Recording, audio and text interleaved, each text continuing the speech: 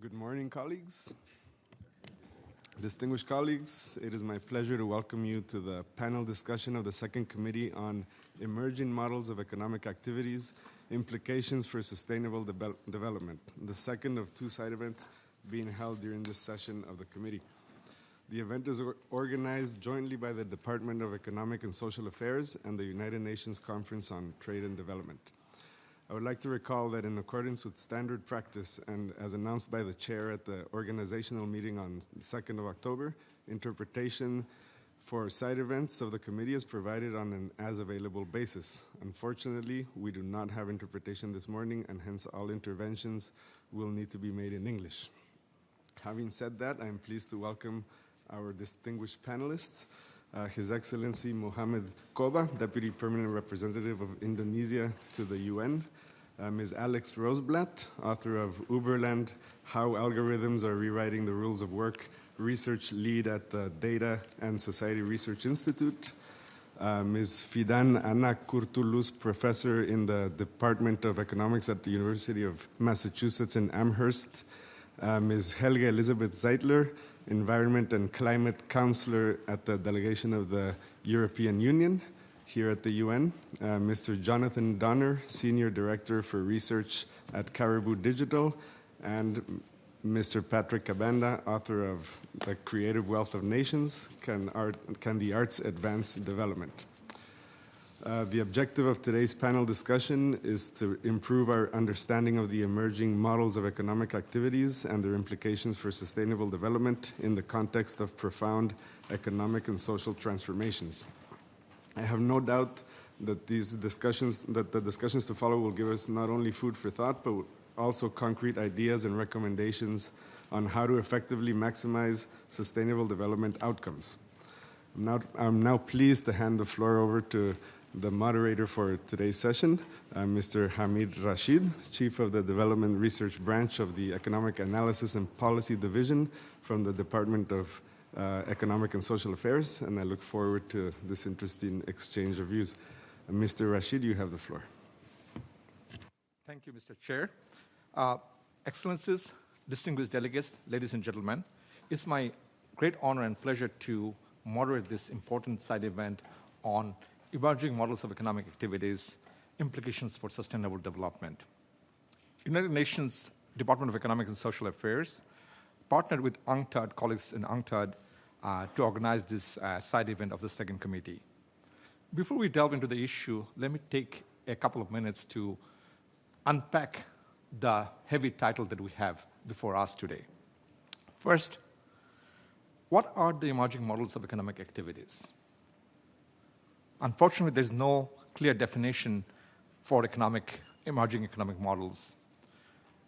There are, the concept note of the event lists a number of economic activities or economic models, for example, green economy, sharing economy, digital economy, social and solidarity economy, among those emerging models. But the list is by no means exhaustive or definitive. We could include other models as well, for example, circular economy model in this long list.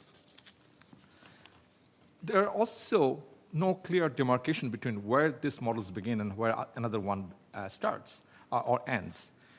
In many cases, these economic and business models are still evolving, and we're yet to figure out how they impact our lives and societies.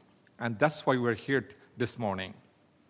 Second, the emerging models of economic activities are often interlinked and mutually reinforcing. Digital economy, for example, can expand access to healthcare, education, basic services, and spark creativity. It can also pave the way for a greener economy. It can also promote entrepreneurship and social and solidarity economy. Likewise, social and solidarity economy can also foster a more fair and equitable society and facilitate emergence of greener economy. Third, these emerging economic and business models are fundamentally transforming human behavior. They are changing the way we consume and produce, what we consume, where we consume, how we consume. They are changing industrial relations, changing interpersonal relations, changing institutional structures, organizational structures. They're even changing our languages. For example, you would often hear, let's Uber it tonight. Or, did you do Airbnb during your last vacation? So these are new languages that are emerging. So we are seeing massive and transformation in our societies. And what is more staggering here is not the change itself, but the pace of change. And by the time we figure out a change, the change changes again. So it is a catch-up game to some extent. We are chasing a moving target. And that makes it very difficult for policymakers. It's very difficult for policymakers to regulate and manage economic models, economic activities that are evolving too fast. The fourth final point that I want to make, while these changes are palpable at individual levels, how are they impacting our societies or humanity in general? Does change always mean progress, meaningful progress in our societies? We know these emerging models are improving economic efficiency, productivity, creating a lot of value and wealth, but is that enough? For us at the UN, the key question is, how are they impacting sustainable development? And when you talk about sustainable development impact, we are talking about two particular issues. How these emerging models of economic activities or the business models affecting distribution of income. Are they widening the already unequal distribution of income? Or they can be a sort of a more sort of bring people together and reduce inequality in societies. And B, how these models contribute to environmental sustainability and enhance or constrain our ability to address climate change. This morning, ladies and gentlemen, we have assembled a distinguished panel of experts to walk us through this maze of emerging business models and economic models, and hopefully to get some answers on the questions that we are asking here. They're leading experts and practitioners in these topics. In the interest of time, I'll spare you from reading out their bios. The bios are included in the event announcement. Before I invite the first panelist, let me just take 2 minutes explaining the approach today, the plan of action. How do we organize our discussion this morning? First, we decided not to abuse the power of PowerPoint. So there'll be no PowerPoints this morning. Would basically to ensure more free-flowing and interactive discussion. Second, we'll kickstart the discussion asking a pointed question to each panelist. So that will come from me. And panelists would have 10 minutes, maximum 12 minutes to respond to that question. And following that initial intervention from the panelist, there might be a follow-up question, either from me or from another fellow panelist. And in responding to this follow-up question, the panelist may have maximum 2 or 3 minutes to respond. And we have 6 panelists here, and with this approach would be halfway through the event, that is about 90 minutes, and then we'll open the floor to take questions from distinguished delegates. And following the Q&A, towards the end of the event, I'll make an attempt to summarize and the key takeaways from this meeting, taking no more than 10 minutes. Distinguished delegates, let me begin with our first speaker, Ms. Helge Zittler, an environment and climate counselor, an expert from the delegation of the European Union. Helge, greening of our economies is no longer a question of a choice or option. It's an imperative. It is a must for us to achieve sustainable development. It is a must to secure the planet, people, and prosperity. But yet we see not much progress in a green economy. It has remained mostly in the realm of possibility, not so much a reality in many countries. And while other emerging models, for example, digital economy model or sharing economy model is forging forward, we don't see enough traction in the green economy. So my question to you would be, what do you think are the key constraints to developing a green economy? And what role, if any, the digital economy or sharing economy models can play to accelerate the progress towards the green economy. Helge, you have the floor. Thank you very much, and good morning to everyone. And first of all, many thanks for inviting me to be in this panel, and also for putting an event together that I think combines under a common framing different areas that are not usually thought through together. And I'm sure that in the context of our discussion, we can see a lot of interlinkages that maybe we haven't even thought of all. So I will focus, as you mentioned, on the green economy. And, well, to start off by saying that, of course, I fully agree with your assessment that it's an imperative that we move towards a green economy model. And I think there's probably no need to elaborate much on that, but it's very clear that we are, with our current way of economic development, are exceeding planetary boundaries in all aspects, whether this is on the aspects of emissions, whether this is on the overuse of natural resources, in the impact on biodiversity globally. So there is not a single high development country that has not exceeded several of these planetary boundaries. So far with the traditional economic model that we followed over the last, well, 100 years or so since industrialization, we have not managed to find a way of combining staying within the planetary boundaries while having the progress we want, higher living standards, more jobs, decent jobs, sustainable jobs, and an equal society. So we need to move. I would maybe be more positive than you in the assessment how much traction we are gaining on the transition to a green economy. And maybe starting for the EU with some figures, I will not bother you with too many figures, but just to mention a couple of them. I mean, in the EU, the jobs in environmental goods and services have increased by 47% between 2000 and 2015. Today, it's more than 4 million people employed in related sectors linked to the circular economy. And this keeps on growing. In 2016, circular activities like repair, reuse, recycling generated 147 billion in value added. And it's 17.5 billion worth of investments. So that's not a negligible niche economic activity, but this is a significant contribution to our economic wealth. Maybe just also on a side note that for us, a green economy has to be a circular economy, an economy where primary materials are kept longer in the life cycle, where we don't follow this linear model of use and throw away. So there's not really a difference between the different terminologies from our view, but it has to be a transition towards a low carbon and circular economy. I mentioned the figures for the EU, but I think the developments are also in other parts of the world very clearly visible.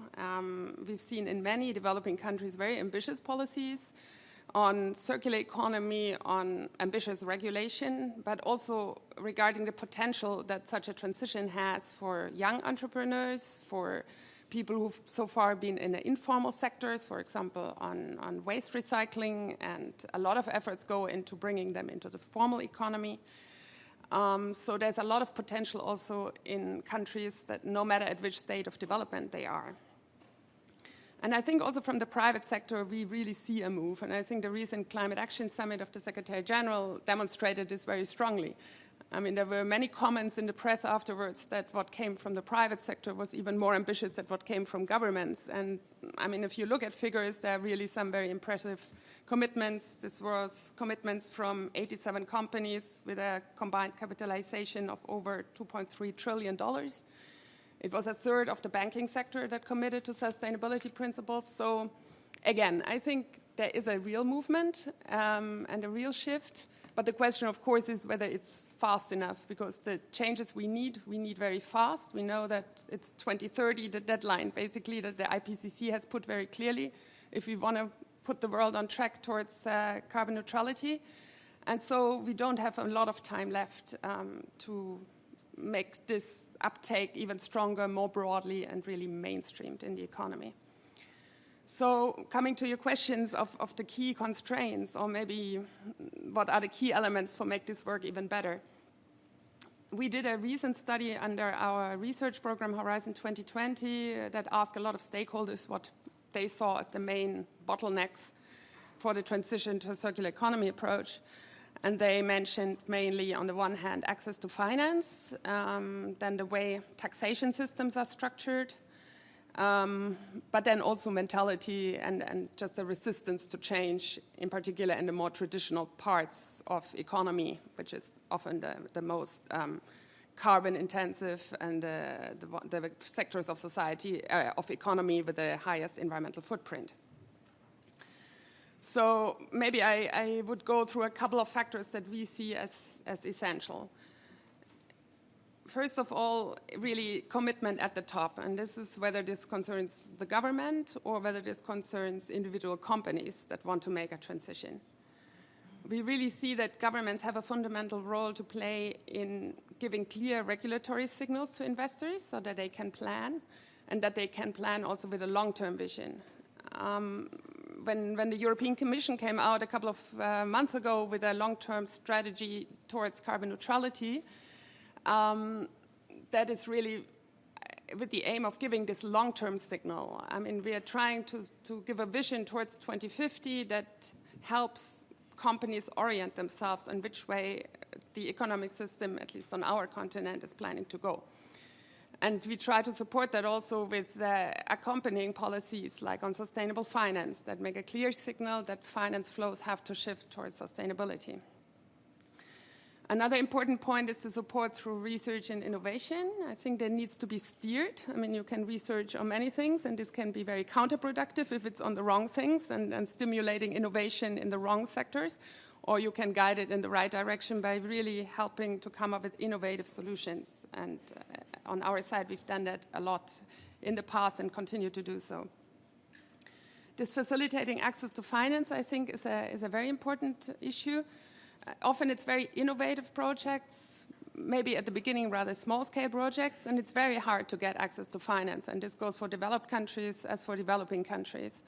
So what we try to do is give support through public policy, for example, through additional guarantees with our investment policy to help open up financing streams for also maybe more risky endeavors.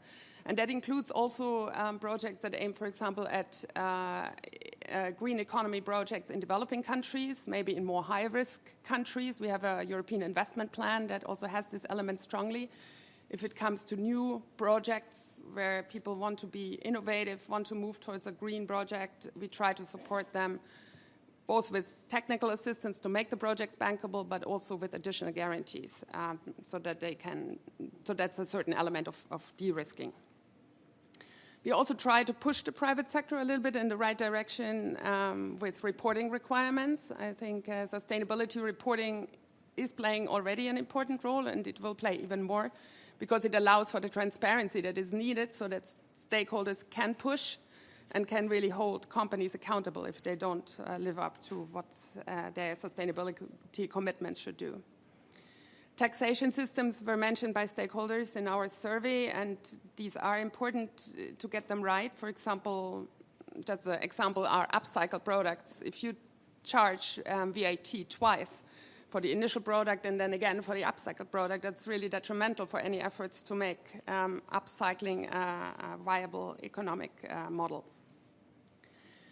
Another point is the creation of networks so that stakeholders can really connect with each other, exchange best practices and so on. We've created a platform. We've also tried to have a lot of contacts between businesses and policymakers so that we understand better where the bottlenecks are. And that we also try to do by bringing innovative European companies, for example, to other countries to team them up B2B with their counterparts in the countries so that we can create this really worldwide network of companies who are trying to do the same things. But then, of course, the other side is demand, and we need to look at how we can stimulate demand. One aspect certainly for governments is green public procurement. Public procurement is 14% of GDP, at least in the EU. So through public procurement, you can do a lot and you can create a lot of demand for sustainable products. But it's also about empowering consumers and about giving them choices of maybe through labeling, through information so that they know what kind of product they are buying from a sustainability perspective. And the last point to mention maybe is and that's probably the most important of all, is policy coherence. That's always a bit of an abstract terminology, but it's really crucial. If we move with one part of our policies towards sustainability, but then we continue unsustainable practices, we are contradicting ourselves and we will not get the traction for a really transformational change. So that is a key element of what we plan in the European Commission for the next 5 years. We have a new leadership coming in. We will work on a European Green Deal, and the key element of this is really to have an oversight that the different parts of sectoral policies work together towards this transformational shift. It's really a big project, as I said. I mean, this is really shifting completely our perception of how economy should be done, and that it shouldn't be linear, that it has to be circular. So it takes time, but for us, at least in the EU perspective, this is an irreversible path and an absolutely imperative path, and we are very encouraged to see that so many of the partner countries look at things the same way and that we work very well together on these issues. Maybe just at the very end, the links with digital and sharing economy, I think we can maybe come back in more detail during the discussions, but on both, it can be good and it can be bad, I think would be the very summary assessment. I mean, obviously, the digital economy can do a lot of good for the movement towards a more sustainable economy. It has a strong empowering element. I think also, for example, in developing countries, we've seen that with farmers who, through apps on their smartphones, have much more access to information, much easier to predict weather patterns so that they can easier target the agricultural measures they have to take and so on. So that is good for more sustainable work. But of course, it can also stimulate very unsustainable consumption patterns through calling for more consumption of the right things, making it easier to do unsustainable consuming patterns. So in that sense, it can be good and it can be bad. It depends on us. But I don't think we on our side have explored enough this interlinkage, and we plan to do so more in a new circular economy action plan that we will work on over the next years. And the same goes for the sharing economy. I mean, the idea of sharing cars, for example, is good if it means you replace your own car by sharing it with others. But of course, if you otherwise would have walked or taken public transport, it's not good. So again, it can be anything. And I look forward to the discussion. Thank you. Thank you, Helge, for giving us a very comprehensive account of what needs to be done to move towards the green economy. And I also welcome and appreciate the optimism that you shared with us. Of course, we need strong commitment, but also we need strong implementation at the same time. So is there any question from fellow panelists before I move to the next panel member? Any burning question at this stage? If not, I can ask a question. Helge, like you touched upon many of the issues that needs to change, but whenever we talk about green economy, there's always seen as a zero-sum game. Now, if you could tell us how societies can transition to the green economy and address the concerns for job losses. Often people see that, if we go greener, there'll be more job losses, and that will have a lot of social consequences. So if you could, in 3 minutes, if you could tell us a little bit about how we can achieve the both goals. Thank you. Yes, thanks. Well, I think like with any transformation, there's a lot of positive force, and there will be a lot of people winning from this transformation.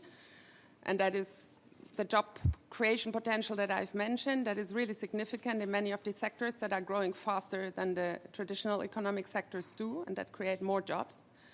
But of course, there are also sectors that will have to shrink, whether it's coal, whether it's other very emission-intensive sectors like cement, aluminium, steel, etc. And there will be people losing their jobs, and it's very important for the social cohesion in our countries that we take care of them and that we come up with ideas what alternative model they can have for their to find a living.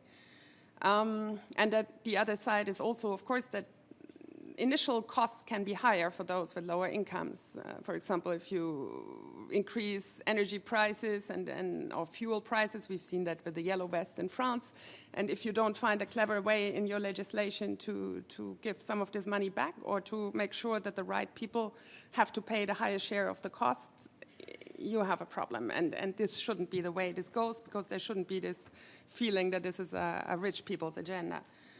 So I think there are different levels where this needs to be addressed, but we certainly try to look very much on that in our long-term strategy towards carbon neutrality. One thing for the regions that are most affected, the ones with the very traditional resource-intensive economies, we try hard on diversification of the economies, and a big element is upskilling, reskilling, training, to see what could be alternative economic models in these regions that can work, and then try to help that people get the right skills to work in these different new economy models. And that also goes back then earlier already to education systems. We have to make sure that people come out of the education system with the right skills for these new economies that we need. We have created a platform for coal regions in transition, for example, that does pilot projects where there's a lot of dialogue, bringing all the stakeholders together to try and find new models how this can work. And for the consumer level, if it comes to pricing and so on, I think this needs clever taxation models or models how to impose the cost to the right people. There are many ways of doing this. I think sometimes, for example, lump sums can work better to the benefit of those with lower incomes than percentages. I mean, this is just an example. And of course, we need to allow also for differentiation. For people in cities, it's often easier to go to, for example, alternative transport models. If you live in a rural area far away where there is no public transport, you're much more dependent on your car. So I think the solution needs to take into account that people are in different situations, and this needs to be reflected in the way we deal with it. So it's a very important element of any long-term strategy, otherwise it will not have a success. Thank you. Thank you, Helge. Thank you. Distinguished delegates, our next speaker is Jonathan Donner. He's a leading expert on digital economy, especially digital economy in the global south, how it affects. Jonathan, you have written extensively about the digital revolution and its implication for the global south. And as we know, the digital economy underpins many of the business and economic models that we are discussing this morning. The sharing economy, for example, relies on digital infrastructure, and it is creating new opportunities for creativity, livelihood, wealth creation. Artists around the world right now, they can access and showcase their artwork without facing severe constraints. And there are many other benefits of the digital economy, and Helge referred to it a little bit. But there are also serious concerns about the digital economy, concerns about privacy, about data ownership, about security, about competition policies. But then there are also even bigger concerns about the distributional consequences of digital economy, how the digital economy would affect income and wealth distribution in societies. So my question to you would be, what do you think policymakers should do or could do to better manage the digital economy and ensure that it doesn't already worsen the level of income inequality that we are witnessing within and across countries? So you have the floor, Jonathan.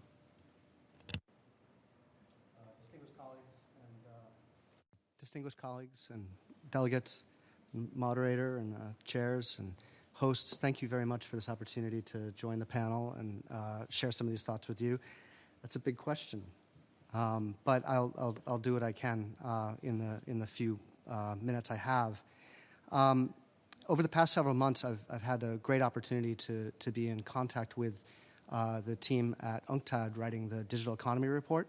And although I wasn't an author myself, I've gotten a chance to kind of see early drafts of it and see it in its final form. And I just would say at the top here that there are elements in there that are quite kind of related to the sorts of things we're talking about here on the panel. And if you're interested in these topics or you want to dive deeper, I'd point you in that direction of the Digital Economy Report.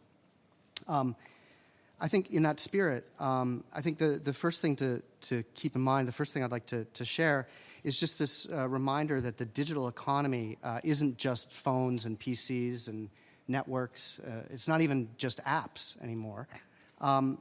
The framing today on this panel and the Digital Economy Report both kind of reinforce that the digital economy is bigger than that. In a way, I think we have an intuition about this, that digitization transforms agriculture, and digitization transforms manufacturing, and it transforms services, but it doesn't replace those things, right? We're not going to get into a situation where all we have is digital. We're going to have an economy that is more digital.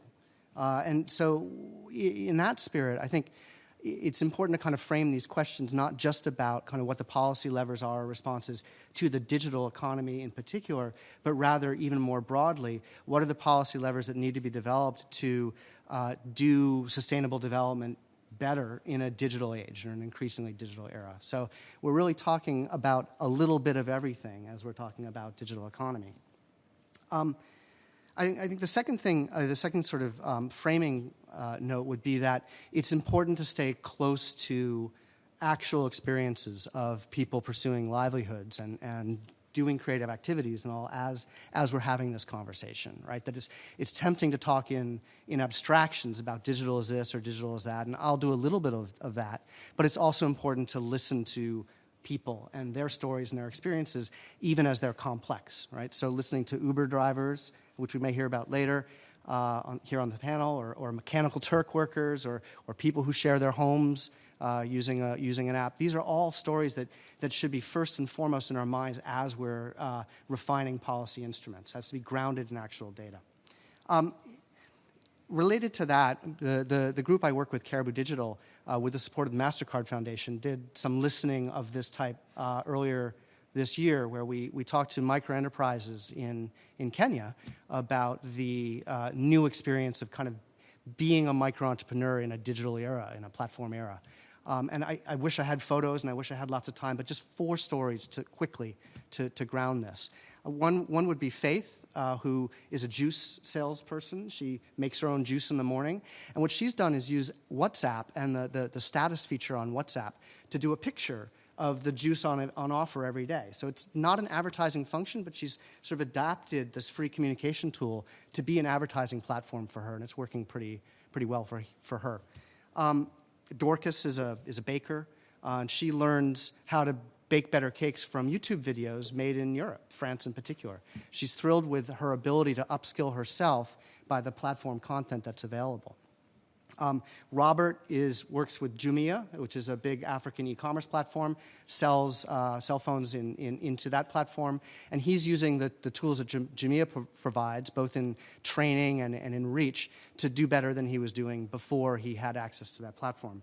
And finally, Daniel, who runs a shop during the day, the sort of shop that we all recognize all around the world, but at night he works for Upwork and writes and does editing and all. And is making extra money that way. Upwork's a big global labor platform. And Daniel actually has people working for him all under the same profile, and he's got like a business within a business, essentially, exporting labor to elsewhere in the world without even leaving his home. So these are just 4 stories, but they help kind of ground that the news isn't all bad, it's not all a challenge, and people are pursuing livelihoods in a digital era in a way which I think we could be excited about.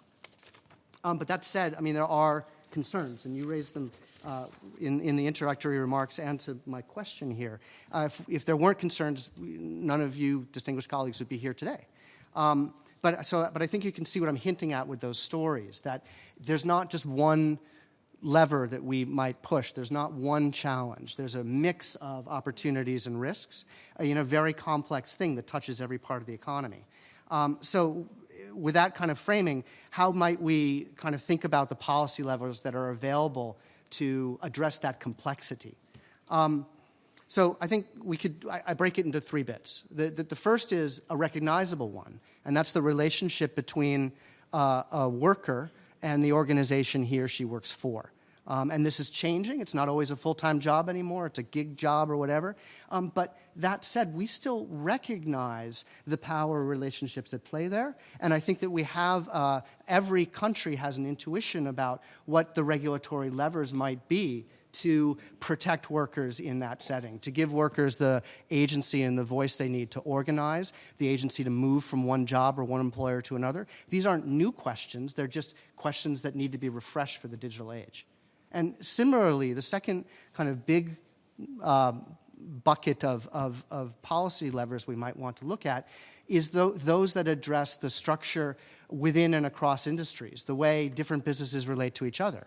And again, we have an intuition and we have experience. We have national policies that go back 50, 100 years on how you address large entities in particular and how you preserve competitive markets, how you preserve value chains and make sure that everybody is getting, kind of participating in those value chains effectively. And we have very established tools to do that, including taxation and competitiveness regulation. They need to be updated for the digital age, particularly because data allows companies to do things in new ways. It allows them to kind of move from one market to another and offer products at low cost that maybe they wouldn't have been able to do before, but that's okay. We know how to view this. An example there would be WhatsApp, which was acquired by Facebook a few years ago for billions of dollars while it only had 50 employees. And yet now it's essentially it's a free service to 1 billion people a day in a way that kind of defies your intuition about how a business model might work, but it makes perfect sense for Facebook. And it makes perfect sense for Faith. She was the juice salesman I was talking about earlier. And in that kind of complexity is sort of a lens I think policymakers could use. But the third area, that third big bucket of things that policymakers might want to look at is where there isn't a recognizable tradition of protecting workers or structuring industries. And that's when we're addressing the things that are new and digital, like artificial intelligence or data itself. Where these are questions where the past isn't a good guide, and that is where, as you mentioned, I think we're a little bit behind from a policy perspective in knowing how to address that with policy and regulation. And I think that as the Digital Economy Report points out, it's important to kind of give states and other actors the ability to communicate with each other, to experiment and dialogue, and maybe do sandboxes and policy little kind of experiments first to see what works. Because there's a risk of kind of over-addressing if we only speak in generalities about this. And if I have time, just one example on that, which is there was a law passed in California just a few months ago regulating the relationship between freelance workers and the platforms that provided their livelihood. And this was really, I think, targeted at drivers. And it did a pretty good job with that. If you drive so much for a certain company, you need to be treated as an employee. But what I read the other day, just by accident in my algorithmic feed, by the way, came up from Hollywood Reporter, that freelance writers and freelance news people were sort of caught up in that same regulation in a way that the law said if you spent more than 35 papers to one news outlet, you had to be considered an employee. People could do that and that's over the course of a year. Some freelancers said they would do that in a month. And that there's this miscalibration, well-intentioned, but it's really hard to build digital policy that works across contexts, and that's just in California. You try that at a global level, and it's going to be really hard to speak in generalities or regulate in generalities. That said, and this is my conclusion, is that the goal in kind of signaling that these things are still under experimentation and that we're new and early is that doesn't mean we're not making progress. And things like GDPR, privacy regulations, which although they're kind of founded for Europe, kind of make sense in all kinds of venues, is an example of a principle which can be the starting point for narrowly tailored, locally relevant, industry context regulation. It doesn't tell you the exact cookbook of what to do, but it gives you a starting point. We may be able to do similar things in artificial intelligence and ethics and transparency. We might be able to do similar things in the governance of data and what the balance is between making data from the private sector and doing something that the whole world can benefit from. So to come back to the enterprises in Kenya, look, they've got, each of them is already in the platform economy in a way, and we need to be cognizant of that. I'm struck by how much the sort of that framing of they're all micro-entrepreneurs puts all the onus on them to innovate and be skillful, and I do think that skills is an important thing, which is another policy lever I didn't mention, but the onus shouldn't be entirely on them, and so that policymakers and distinguished colleagues here and the folks you talk with should have an ability to talk with each other and experiment about how to build the tools that make sense for the digital age. Thank you, Jonathan. We heard really encouraging stories about all those micro entrepreneurs and how they benefit from in the digital age. It's very clear that digitalization is the future, but at the same time, the digital divide is real for developing countries, especially a number of LDCs have a large digital divide. What can governments do to bridge the digital divide? Because that would remain a constraint for their development aspirations, right? This is another one of these dualities, right? There's where you have to answer two things at once. There is a digital divide. It's unmistakable, and we're only halfway there in terms of connecting individuals to the internet, even with affordable cell phones and broad-based signals everywhere and all. There's a lot of work to do on the digital divide itself and literally getting people connected.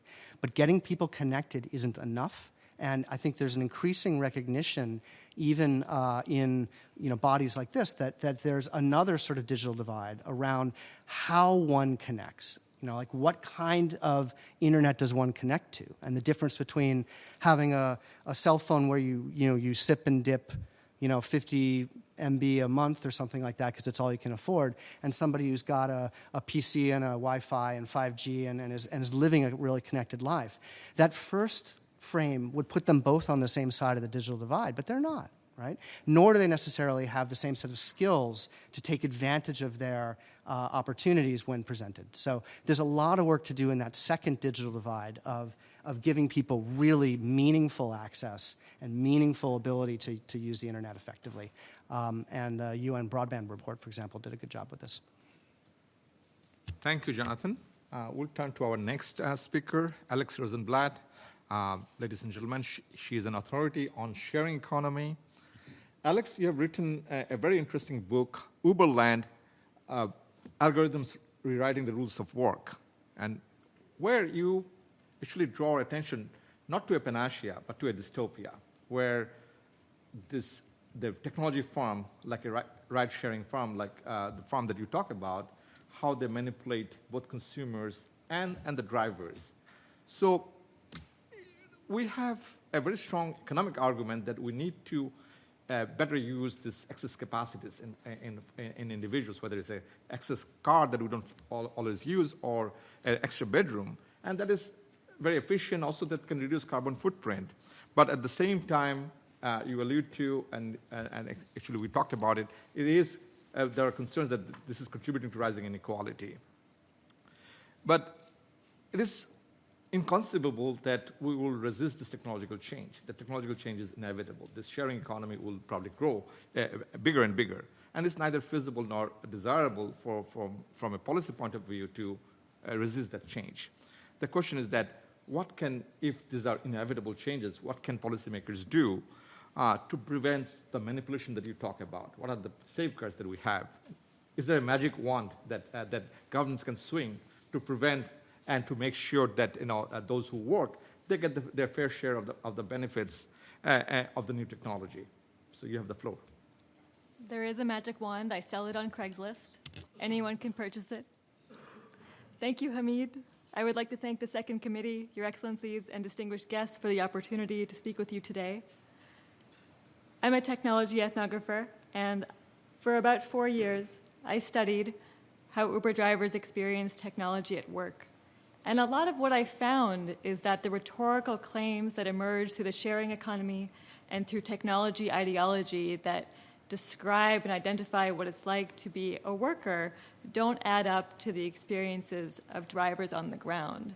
And so to your first point, Hamid, I think it's important to distinguish what is new and technological and what is simply tech washing, more familiar business practices, whether it's price discrimination directed at consumers who might receive a different price for the same trip as their neighbor, or whether it's towards the regulations and governing standards that apply to drivers.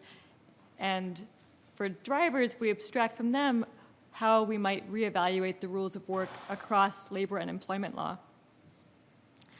What I have found in my years of research with drivers, and I went across more than 25 cities in the United States and Canada and observed about 300,000 drivers online in forums, is that although drivers are promoted as entrepreneurs, they're actually managed by algorithms. that enact the rules and policies that Uber sets for how drivers should behave on the job. Over the years, I have seen Uber successfully use technology rhetoric to seed doubt about the social and legal categories we take for granted. When a group of Uber drivers sued Uber, alleging they were misclassified as independent contractors rather than as employees, Uber's lawyers turned around and said, well, actually, Uber drivers are just customers of our technology, like passengers. And if we follow that logic to its natural conclusion, Uber doesn't have any worker problems, despite mounting protests around the world. Instead, drivers might have to turn to address their grievances to consumer protection law. And that may pose a lesson for all of us as we're managed by algorithms when we consume news or information on Facebook or Google. But for now, I can say that the Federal Trade Commission in the United States, which does have a mandate to protect consumers, intervened. They said, well, these entrepreneurial consumers, these Uber drivers, have been recruited to work with exaggerated claims about what they can earn, upwards of $90,000 a year. In Dallas, Texas, Uber advertised on Craigslist in 2015, stating that drivers could earn $15 an hour. But the FTC found that fewer than 30% of drivers earn that amount. In 2018, Lawrence Michel at the Economic Policy Institute found that drivers in the U.S., on average, take home about $10.87 an hour, after deducting Uber fees, vehicle expenses, and the mandatory Social Security and Medicare taxes that self-employed drivers must pay. Yet, for many of the drivers I spoke with over 4 years, it's a good bad job, for many because of the scheduling flexibility.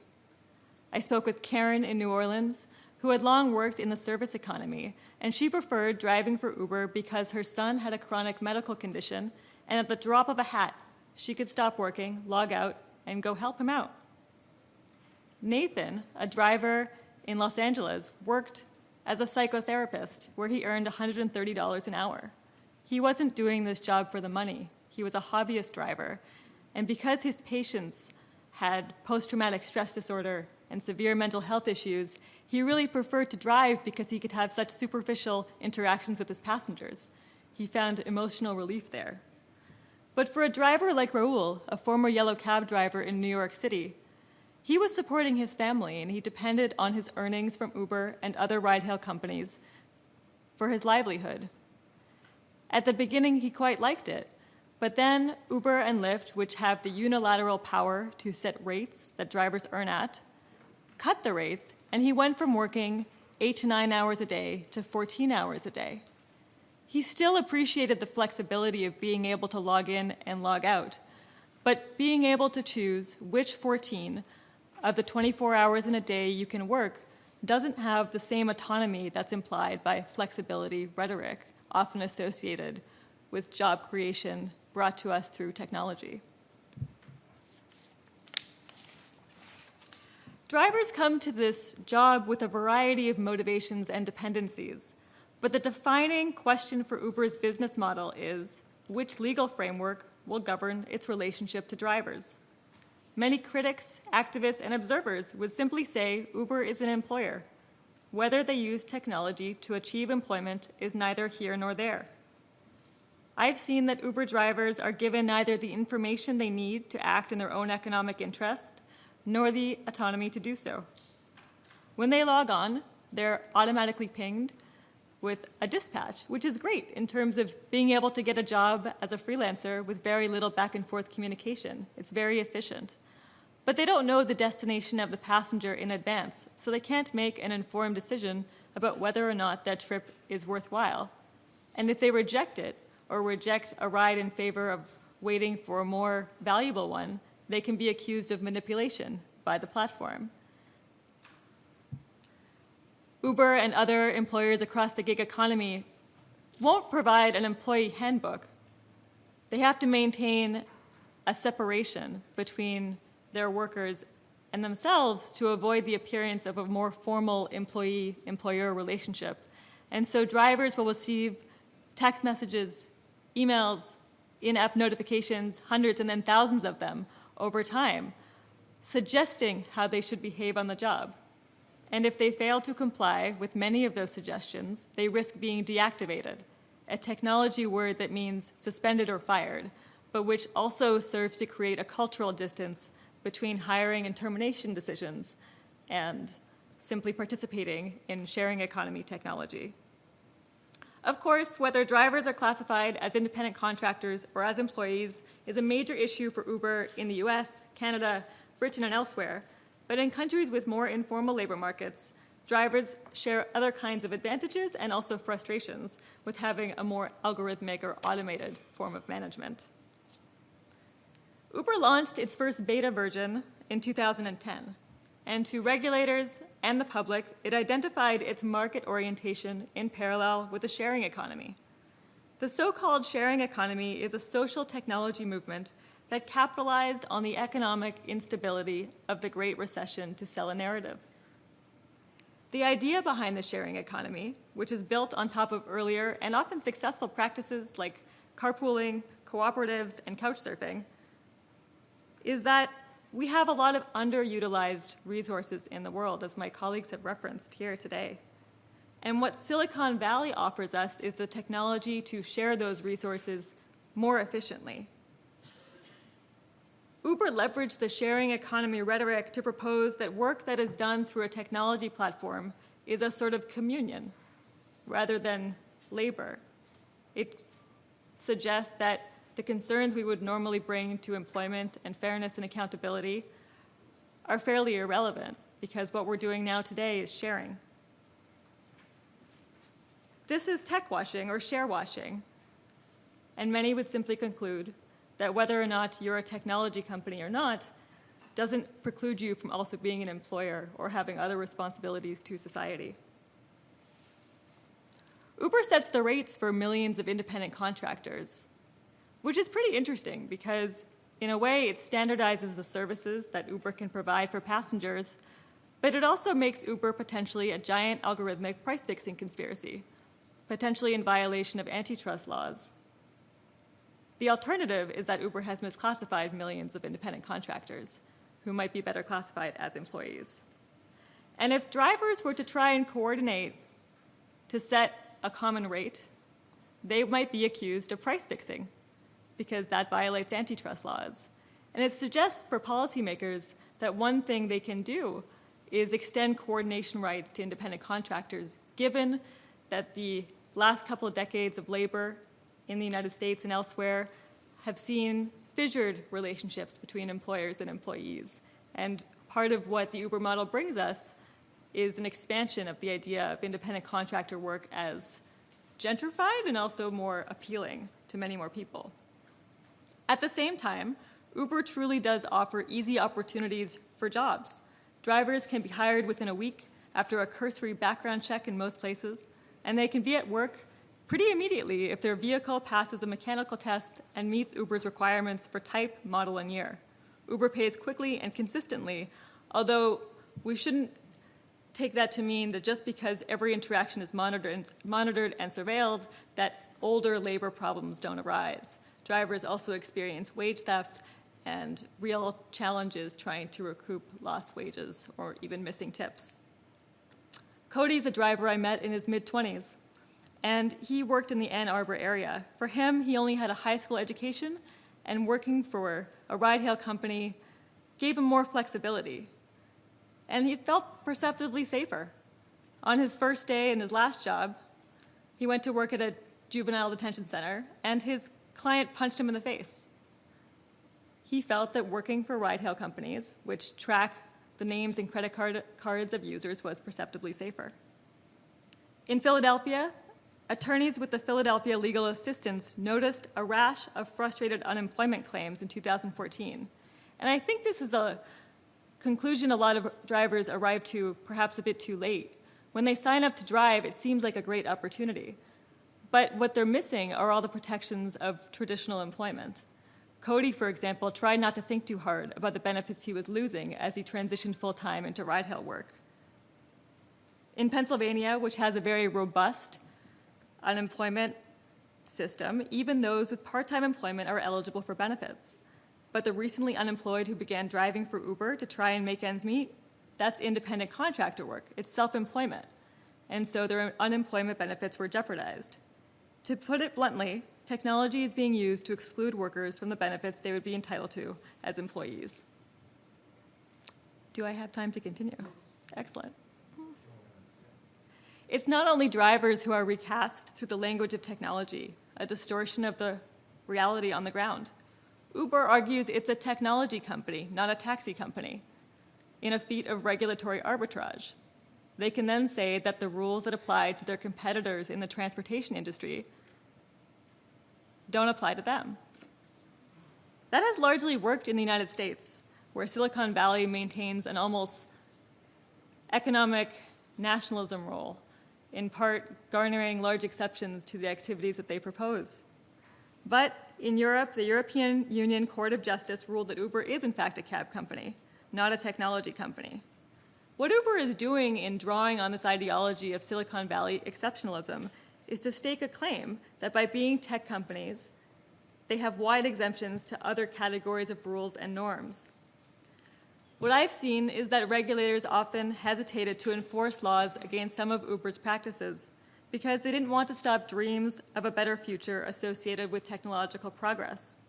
And Uber, too, when it created its initial public offering at about $68 billion in May, it asked us to believe that it is the future of transportation. But this is the same company that, along with Lyft, says it's not a transportation company, it's a tech company, and therefore it is not obliged to provide accessible services under the Americans with Disabilities Act.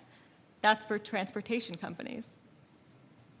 And that rhetorical claim comes full circle, even now with the passage of California's Assembly Bill 5 law, which creates a simpler test to determine who is an employee and who is an independent contractor, under which Uber drivers quite clearly would fall into the category of employees. Uber has returned to its original claims. Drivers are in the business of independent transportation, but Uber is in the business of technology platforms.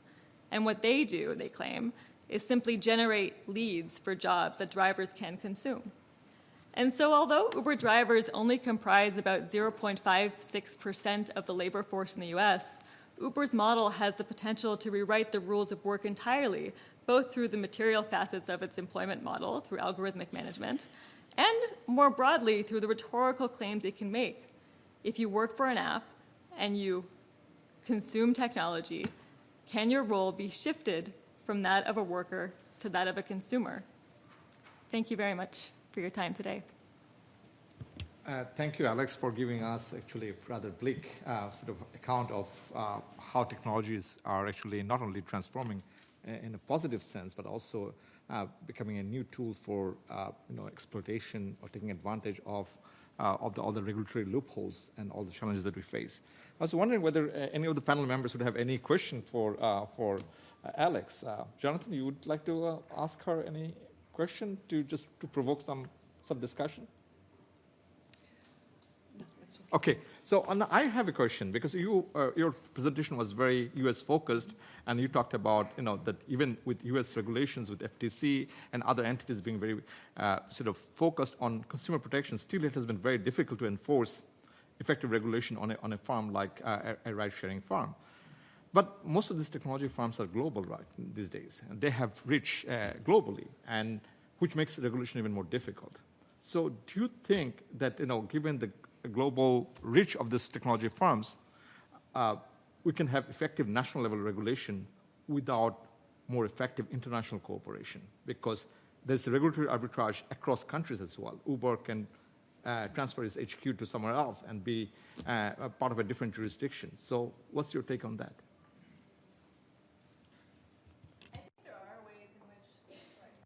I think there are ways in which digital technology crosses borders in a way that might make certain laws harder to enforce. Unless the companies on their own create geofences, it's entirely possible that a driver in one country could be consuming requests from passengers who are routing their service requests through another country and sort of working illegally at another country's airport. But for the most part, I don't think these are international concerns just because they're global companies. If you apply regulation in the US, that's going to have its own set of labor and employment laws, and it should be no different to apply them in the US to one company as to another. And it would be the same if you moved abroad and looked at India or Bangladesh or anywhere else. You would say, okay, well, what's the local context for enforcing rules and what can we get out of it here? It could be that the benefits of a service like a ride-hail company in another country are different because the local context is different. I've been told by a colleague that part of what Kareem did to succeed in Pakistan is to hire more female drivers because female passengers were less comfortable with male drivers, and that this has been a huge boon for people to get around. But I think the local context matters a lot. And there's another aspect of this where framing any service we use and the problems associated with it as an international one creates such a level of abstraction that it's hard to really pin down the trade-offs. And I've been thinking about this in regards to YouTube. As we know, YouTube content creators are also effectively independent contractors. And they, much like Uber drivers, perceive that it's quite unfair when their channel is demonetized or when they get effectively deactivated from the platform through the arbitrary application of a policy or rule that may apply to some and not for others. And while often we think of YouTube, which has become a major producer of content and the leading source of news, especially for people ages 25 and under, as an information platform, we could also think of the content creators on it as a workforce and suggest that what they need are collective bargaining rights that would actually force platforms to make clear policies about what content is permissible, how people may behave on these platforms. But right now, the conversations tend to be located at the level of how is an algorithmic process of content creation and the content creation itself producing radicalization in people who consume news. And so I think part of what we can effectively do is to reframe certain questions from their more abstract levels of we can all watch this from anywhere depending on our access to what are some of the ways we could use more traditional frameworks for creating regulated societies and apply them to the operations and impacts of platforms on society. Thank you, Alex. Distinguished delegates, we'll move to our next panelist, Ms. Fidan Kutelis. She's a professor of economics at the University of Amherst, University of Massachusetts at Amherst. She specializes in employee ownership of firms. Fidan, you have written quite a lot about the benefits of employee ownership of firms. Especially, you have shown that the firms that are owned by employees, they're more resilient to shocks, to recessions. And this is something that we should expect to see because there are more incentives for employees to protect their firm and do the best they can.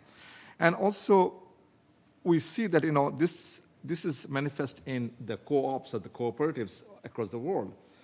But this employee ownership is not the mainstream. Still, the capital is highly concentrated in the hands of few, not dispersed among employees, and which can partly explain why we see such high level of income and wealth inequality in most countries. And now question is that we have not seen the transition to social economy. In Europe, you see a lot of co-ops and cooperatives, but in most of the world, we have the very rugged model of capitalism about profit maximizing models. What is holding us back from moving to this, embracing this social and solidarity economy where employees own the firms they work for and share a slice of the profit? Thank you. Yeah. Well, thank you, Mr. Rashid, for asking such an insightful question. First of all, I would like to thank you for inviting me to speak here. Distinguished delegates, it's a real honor to be here in your presence. So to answer Mr. Rashid's question, what is holding us back from embracing broad-based employee share ownership of firms and cooperatives? I think the biggest reason why we don't see a larger proportion of the population embracing broad-based employee ownership and cooperatives is because people simply don't know very much about these organizational forms and are not aware of the tremendous positive effects that they have on workers, on firms, and the society as a whole. Many people have not even heard the term cooperatives. So, for example, yesterday, I asked my students in my labor economics class, which I teach at the University of Massachusetts Amherst, how many of them had heard of cooperatives. And only 2 out of 20 students raised their hand. I actually teach a course on cooperatives at the University of Massachusetts, and we have a certificate program in cooperative enterprises there. But this is actually very rare. You don't see this incorporated into curricula in many universities. We need more universities, NGOs, and governments. They can play a crucial role in educating and training the population about this organizational form. The UN designated 2012 as the year of cooperatives and has a cooperative day each year in July. These kinds of things help to disseminate knowledge about broad-based employee ownership and cooperatives. My hope today is to convey to you some information about employee ownership and cooperatives and highlight the positive externalities that they create. In a recent book which I wrote, I show evidence that firms with broad-based employee ownership were more resilient during the Great Recession. Firms where workers had an ownership share in the company where they worked and participated in the decision-making, and workers participated in the decision-making processes at these companies, these kinds of firms had greater employment stability under recessionary pressure. In other words, these firms were less likely to lay off their workers when the recession hit. I also show that firms with broad-based employee ownership exhibited greater survival rates. They were more likely to survive through the Great Recession, and they also had higher productivity than firms without broad-based employee ownership of firms. In the United States, many companies like Google or Ford have broad-based employee ownership. For example, 13% of Ford is owned by its workers. About 20% of Fortune 100 companies have broad-based employee ownership. Now, when a firm is majority owned by its workers or 100% owned by its workers, this is a worker cooperative. At worker cooperatives, member workers each have 1 vote in company decision-making. Cooperatives are democratically owned and controlled by its members. Profits are shared equitably and reinvested back into the cooperative and invested back into the community. According to a University of Wisconsin study funded by the U.S. Department of Agriculture, the United States has over 30,000 cooperatives, owning more than $3 trillion in assets. One of the largest worker co-ops in the U.S. is Cooperative Home Care, which is not too far from here. It's located in the Bronx, with 550 worker members. Cooperatives are even more prevalent in Europe. For example, the world's largest cooperative association, with over 3,000 workers, is the Mondragon Cooperative System in the Basque region of Spain. This is an association of 100 cooperative enterprises forming an entire economy with factories, schools, banks, stores, and services, all within a cooperative organizational structure. In Quebec, Northern Italy, India, and Japan, cooperatives play a significant role in the national economy. There are several sources of interest in broad-based employee ownership of firms and cooperatives. The first, which I already mentioned, is increased economic performance. This organizational form is associated with higher productivity, greater cooperation among the workers within the company, greater innovation, lower absenteeism and turnover, greater commitment and willingness to share information, and greater job satisfaction among workers. A second source of interest in this organizational form is that workers have greater job security and there's greater firm survival. And this has very important implications in terms of helping to reduce unemployment, especially during times of recession, which in turn increases macroeconomic stability. This has important spillovers to the broader society as a whole. So this organizational form helps workers, families, communities, and stabilizes communities. The third source of interest is shared prosperity or shared wealth. Broad-based employee ownership is a way in which members of these organizations share in the pie, and they have an incentive, therefore, to increase the size of the pie. And the fact that the members have a share of the pie helps to reduce income inequality in society. A couple of other things that I mentioned is broad-based employee ownership and cooperatives are associated with members having higher quality of work life and work satisfaction. Members feel empowered. They have a voice. These organizations promote democratic decision-making and individual dignity. Another important element is that cooperatives invest their revenues in educating their community. They keep money local, jobs local, within the community. One of the aspects of this organizational form, which ties in very closely with some of the topics that we're going to be discussing today and have already discussed, is the concern that cooperatives have for the environment.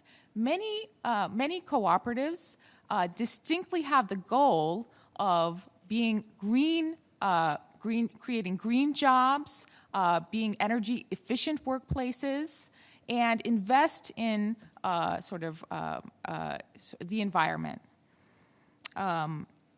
Cooperatives also empower marginalized groups and empower women. Democratic decision-making within cooperatives boosts women's voices, and there are, in fact, many cooperatives started up and fully owned by women. I want to say a couple of words about policies to encourage the adoption and the prevalence of broad-based employee ownership and cooperatives. So I've already talked about how broad-based employee ownership has a public good nature. It stabilizes employment, reduces unemployment, reduces poverty. And this public good nature of broad-based employee ownership of firms justifies the role of government to encourage the prevalence and adoption of employee ownership in co-ops. Now, how can government encourage the adoption and prevalence of employee ownership? The first way in which this can be done is through spreading information about the benefits of broad-based employee ownership and best practices associated with running businesses in this organizational model. So, for example, the European Union highlighted employee ownership and profit sharing in its PEPPER reports, so-called PEPPER reports, which included a summary of tax incentives provided by the European Union countries for the adoption of broad-based profit sharing and employee ownership. A second way is governments can induce financial institutions and banks to invest in or loan money to companies with broad-based employee ownership and cooperatives by allowing financial institutions to deduct a portion of the interest income from the loans that they make to employee-owned firms and cooperatives. This existed in the United States during the 1980s, but was scaled back later. A third way in which government can play an influential role in encouraging broad-based employee ownership and cooperatives is to give tax cuts directly to cooperative enterprises and firms that implement broad-based employee ownership. A fourth way of encouraging this kind of enterprise is to require or favor firms with broad-based employee ownership in government contracts. So in the United States, we already have certain laws that require companies with contracts with the federal government to implement certain things. This is particularly true, for example, for civil rights laws. So government contractors are required to implement certain civil rights laws. So a similar analogous requirement can be made when a company has a government contract to sort of require that company to have some form of broad-based employee ownership by workers. A final policy that could encourage the adoption and prevalence of employee ownership is to establish offices within the government, for example, a commission, to review and publicize employee ownership of firms. And this is a final note that I wanted to make, and this is not something sort of a government policy, but data collection is actually a very important element to encourage the adoption and prevalence of broad-based employee ownership. We need good data measuring which firms have broad-based employee ownership, which firms are cooperatives, in order to understand the correlates of this organizational form with benefits on workers, firms, and communities. Data is actually very limited. In terms of broad-based employee ownership, the primary information that we have on this organizational form in the United States is through retirement pension data. We're currently engaged in an effort to incorporate questions on broad-based employee ownership in the U.S. Census annual survey of manufacturers. This will be a wonderful accomplishment to get a nationally representative data on broad-based employee ownerships. There's very little data on cooperatives. The University of Wisconsin study that I mentioned a few years ago was the first census of cooperatives in the United States. Other countries do a bit better on data collection on cooperatives. For example, France, Spain, Uruguay have good data on cooperatives and their role in the economy, and therefore we can actually relate the benefits of this organizational form to worker outcomes, firm outcomes, and the economy as a whole. So that concludes my remarks. Thank you. Thank you, Fidan, for walking us through the benefits or the positive externalities of broad-based employee ownership of firms and how governments can also pursue or enact policies to promote this kind of employee ownership. I will now, distinguished delegates, I'll invite our next speaker, Mr. Patrick Kabanda. He's an accomplished artist, author, activist. Patrick, you have recently written a very provocative book, Creative Wealth of Nation, where you argue that the creativity and the art can play a very important role in promoting economic growth and development. And they can be the engines of growth, you argue. And also you show that, somehow this creative economy is sort of invisible. It doesn't feature very prominently in the policy discussions in the efforts of the government. It's almost an afterthought about arts and art culture. So if you can explain to us how, governments and societies actually really tap into this creative forces, the creative economy, and to promote not just economic growth, which you, of course, explained very well, but also promote inclusion and social justice, and also achieve greater environmental sustainability. Patrick, you have the floor. Yeah, Hamid, thank you very much for that kind introduction. And also I want to thank my classmate here, David, for chairing this committee. It's a very small world because I met Hamid at the World Bank, and David went to school together, and I didn't know that until yesterday.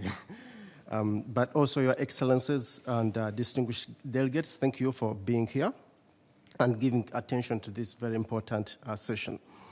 When we talk about inclusion and social justice, I think it's impossible to exclude the creative economy. And this is why. I have 5 points I'm going to give you. And the first one will deal with the issue of the green economy. Arguably, it's very easy to suggest, and it's not, I think, complicated to see that culture jobs, making music, painting, designing, are way greener than jobs like you can find in manufacturing. And that's not difficult to see. And also, the other thing which many artists will tell you, they are enjoyable. As they say, if you have a job you want, you don't work a day. Is that a saying?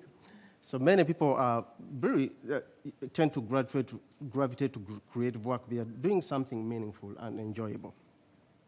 But also, in the same kind of framework, many countries, I think we can talk about Kenya, Greece, maybe Indonesia, India. Many young people feel left out sometimes in the traditional models. And I think if we want to include young people, and of course many others, to deal with the issues of not only employment, but also underemployment, we need to make sure that we can actually leverage the creative sector or arts and culture, so it cannot be an afterthought. And of course, if you are talking about issues of income and sustainability in the broader framework, the Human Development Report of UNDP this year is focusing on inequality, and the issues are here, like how can the creative sector be more playing a role, because economic diversification is badly needed, and we need to have the creative sector play a greater role there. So my point number 2 is maybe not that easy to see, but it's very important, and it's to do with how arts and culture can help us come up with new ideas. So the way this works is we are looking at emerging models, and actually I thank you for asking us not to prepare things written out seriously out in a formula, because I'm seated right next here to someone from Iraq, and I have to tell you, when I was doing research for my book, I found out that software and hardware actually were developed by people who lived in the area, which is now called Iraq. By then, it was the center of wisdom. All the MITs and all the Silicon Valleys were actually around that area. And these people were toy designers who actually were playing with an organ developed in Greece, and we were trying to see how can we make it like play more tunes. So we are now enjoying hardware and software because of those guys. And it came through the idea of using the arts to emancipate their thinking. So I think that's why it's very important. If we want to find new technologies which are going to help us have green economies, and the research and innovation Helg talked about, I think we really need to understand that, we cannot cut the arts in schools. In many schools, like even here in the United States, the arts and culture are always an afterthought, and they are being cut from schools. And delegates and distinguished guests, I will tell you that if you are any country come from, increase the arts in schools, you are going to see miracles sometime.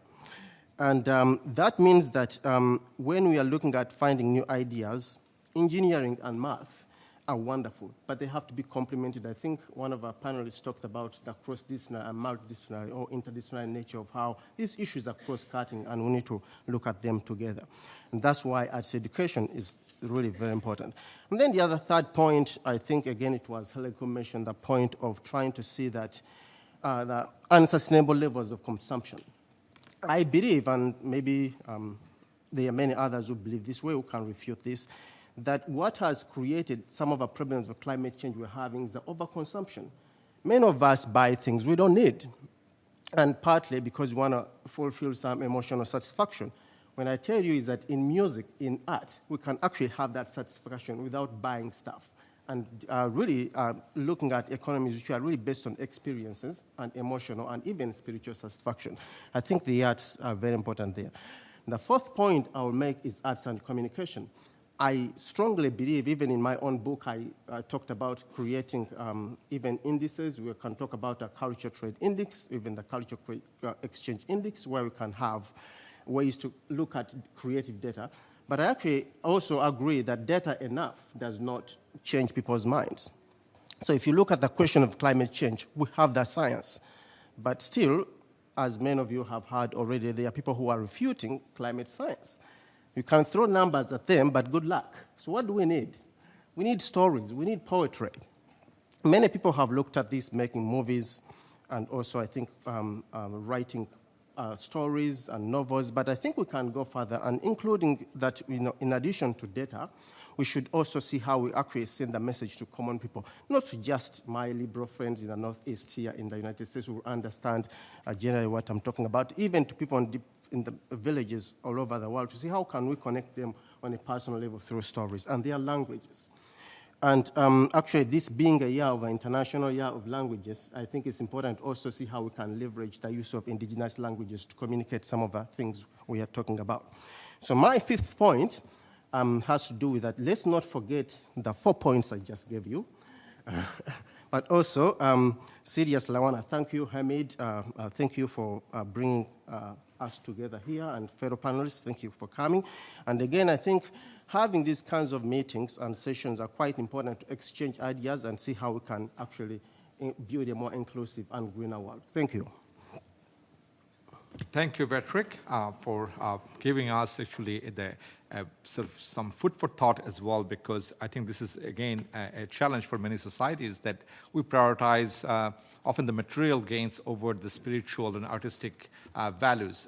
We don't emphasize enough that that can play a very important role. Even in science and math, art can play a very important role, but it's often ignored. These linkages are often ignored. We just pursue hard science or hard finance, but we don't see how art and culture can actually shape those so-called hard fields. Distinguished delegates, now we are to our last panelist, Ambassador Mr. Koba from the Permanent Mission of the Philippines. He is the Deputy Permanent Representative of the Permanent Mission of Indonesia to the United Nations. Ambassador Koba, as we know, that the UN General Assembly last year designated April 21st as the Day of Creativity and Innovation. And we also know that your delegation is currently negotiating and leading a resolution to commemorate 2021 as the International Year of Creativity, our creative economy, and sustainable development. These are very important steps to link all these issues that we discussed this morning. And in this draft resolution, you define creative economy as the interaction between human knowledge, culture, creativity, heritage, and so on. And so what we would like to know from you, Ambassador Koba, that what the UN can do to harness the potentials of a creative economy. And while looking at all the interlinkages as we see that other developments are happening in terms of digital economy, sharing economy. So what role the UN can play in maximizing or harnessing the potentials? Thank you.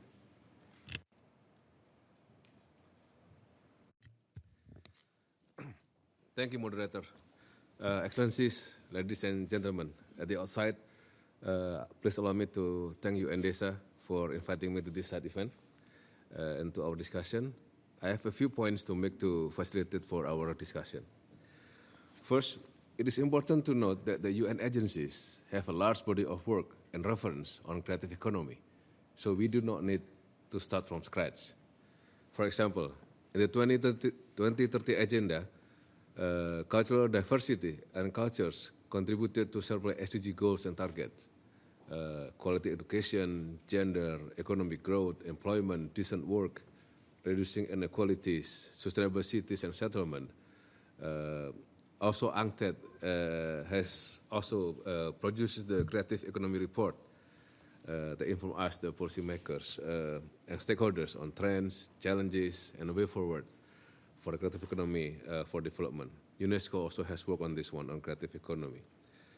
Secondly, we already have various initiatives, national-led initiative or regional-led initiative on creative economy. The UK has a Creative Industries Council, for instance, has been active to voice for creative industries, focusing on areas where the there are barriers to growth facing the sector. In Indonesia, we hosted the first World Conference on Creative Economy. And next year, it was last year. And next year, in 2020, the UAE will host the second one.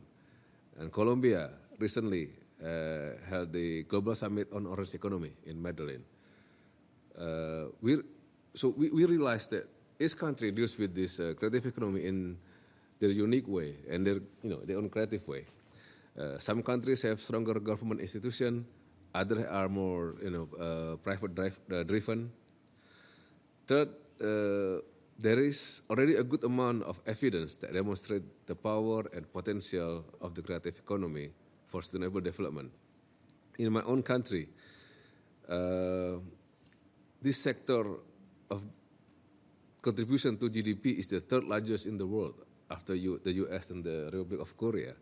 In 2018, it contributed to 7.4% of our domestic economy, $77.9 billion in GDP, $20.5 billion of export, and it provides 16 million jobs. Do you know how hard it is to create job for 16 million people? So this is the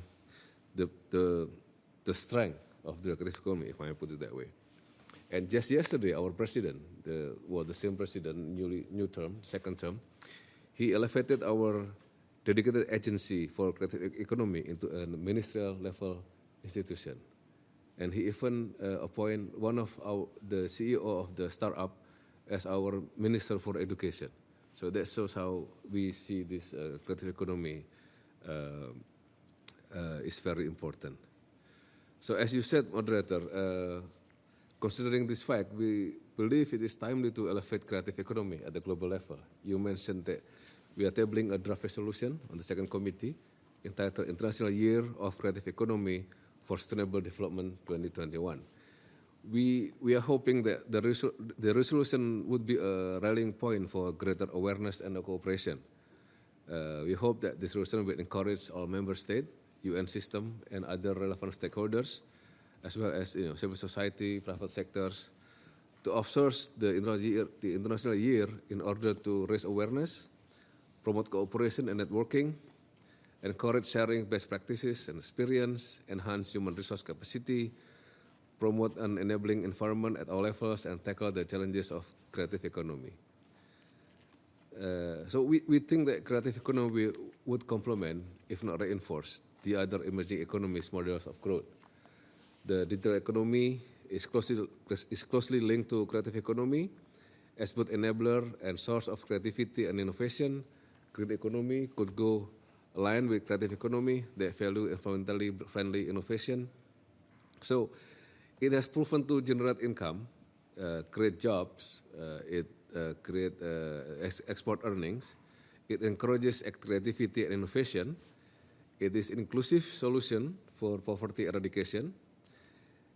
It provides opportunities regardless of age, gender, race, or religion, or geographical location, and more importantly, it is very resilient withstanding financial and economic crisis. So, to close, I would like to share a true story. There is a small village in Central Java. It's called Kaliabu, but it's more known as the graphic designer village, where hundreds of people have taken the graphic design as a side job. Not as a main job, but a side job. But before, they never had any design background or education or experience on that one. It started with one village designer that was familiar with logo design related to different industries, and he entered a competition and he won, and then he sort of spread his skill, his knowledge to his neighbors and families. And the next 2 years, he and his two neighbors, a bus driver and a meatball street vendor, they joined, to team up, creating this design. Before they earn maybe one or maybe most two at the most, $2 most a day. But in the last 2 years, they have collected 443,000 US dollars in just 2 years. So this is a story, is a concrete proof of the creative economy contribution to the 2030 agenda. When it comes to creative economy, there is really no set of boundaries. So that brings me to your question, moderator. What can the UN do? Well, to be honest, policy making is often too slow to catch up with this. For example, legal framework. I don't have any, empiric example like the other academician on the table here. But my example is my son. He's only 15, not old enough to have his own ID, his own bank account to vote, arrested for any wrongdoing. But he already ordered all this stuff from his mobile phone, and there's no regulation for that. So legal framework usually lagging behind. So this is what the UN can do, and also usually we are. Well, forgive me for saying this, our diplomats colleague. We are considered to be a talk shop only, no action, talking only. So we really need to work on this one. So, but the other one is, the third point is, before we are going full gear to creating all this framework or even legal framework for this creative economy, we need to be careful not to regulate it too much, unless we are in danger of taking the creativity away from the creative economy.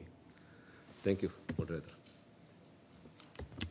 Thank you, Ambassador Koba. And I think it's really, of course, it's a reality check for us as well, is that regulation or our policies are often catching up with the changes that are happening in the real world.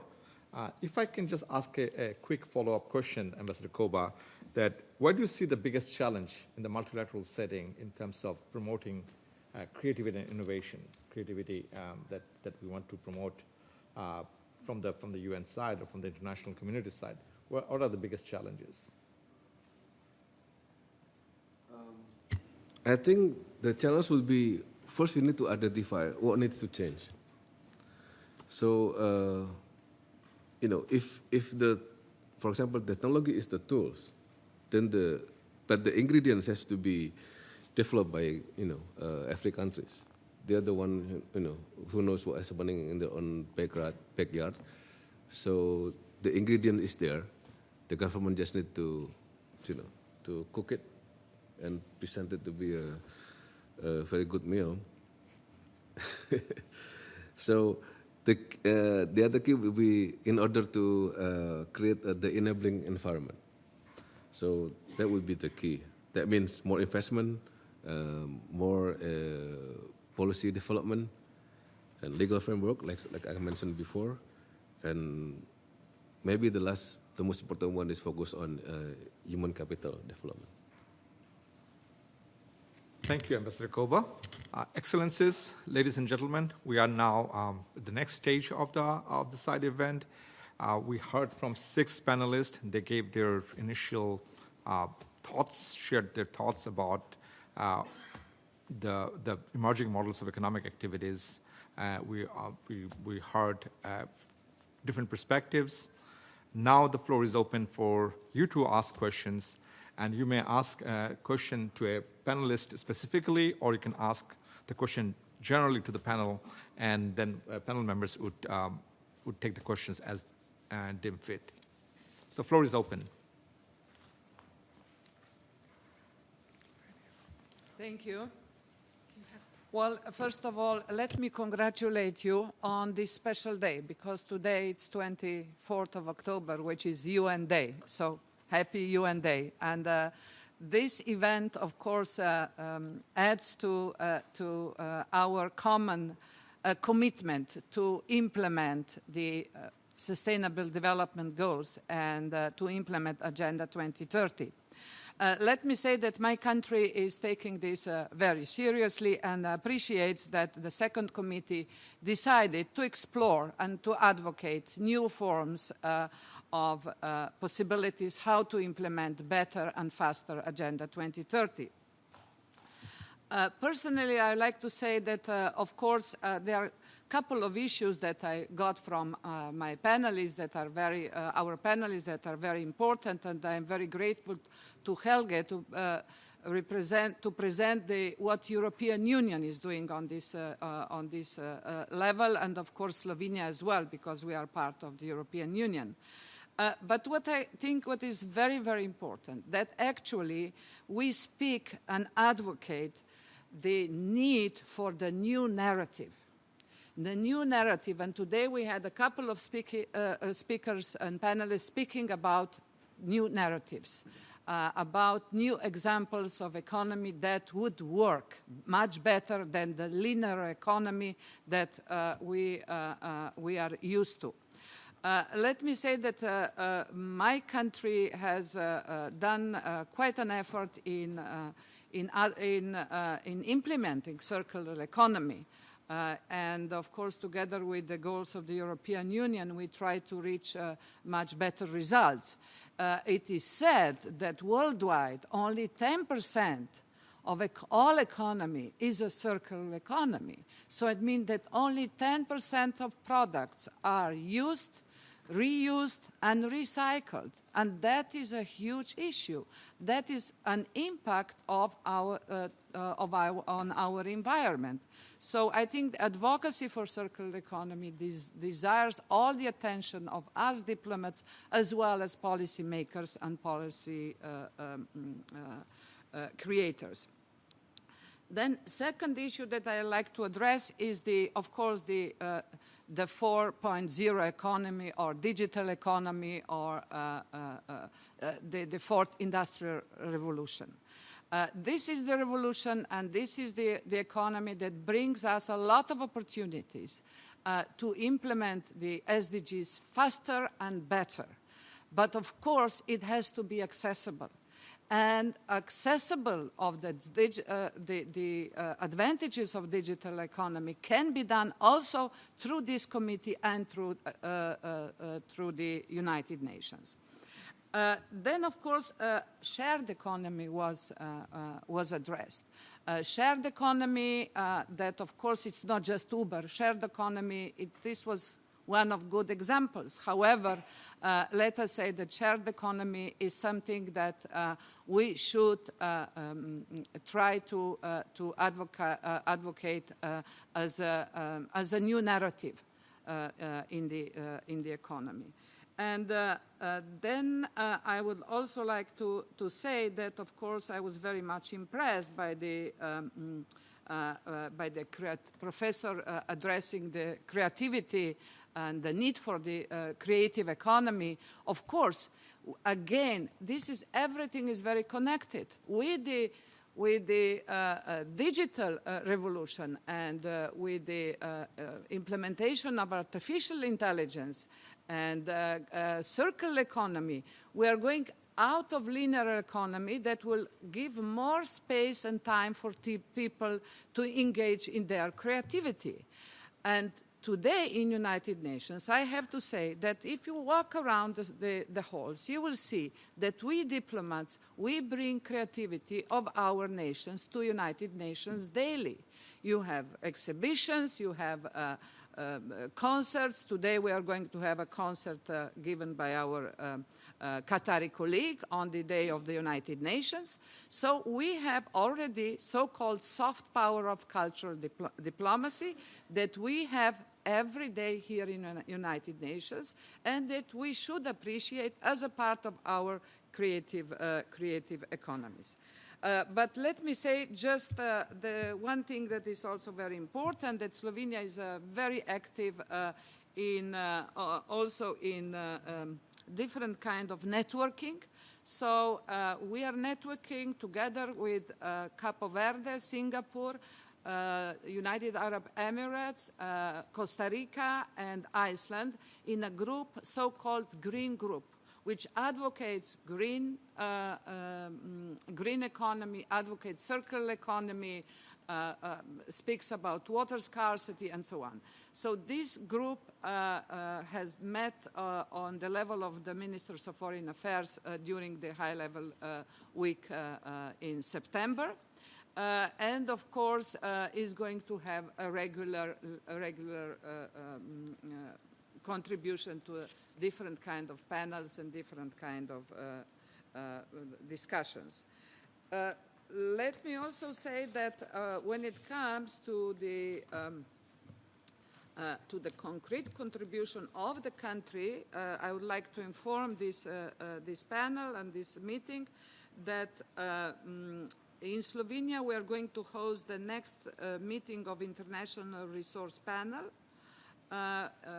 and this is recently the rapporteur of this, one of the co-chairs, was in United Nations and presenting the report for the member states.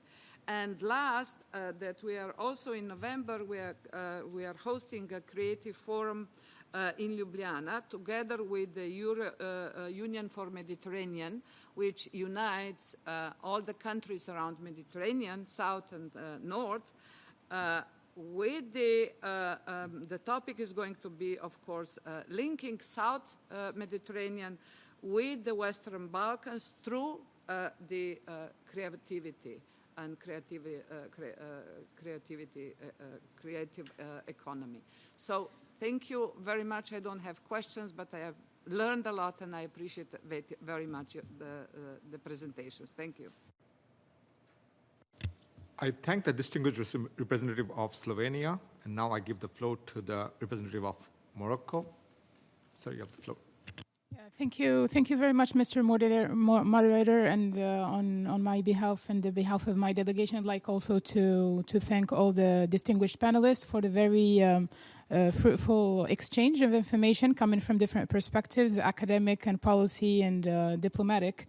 As well, Morocco is very much involved in this dynamic as it's one of the backbones of our national economy and also part of our efforts in South-South cooperation with the rest of the African continent.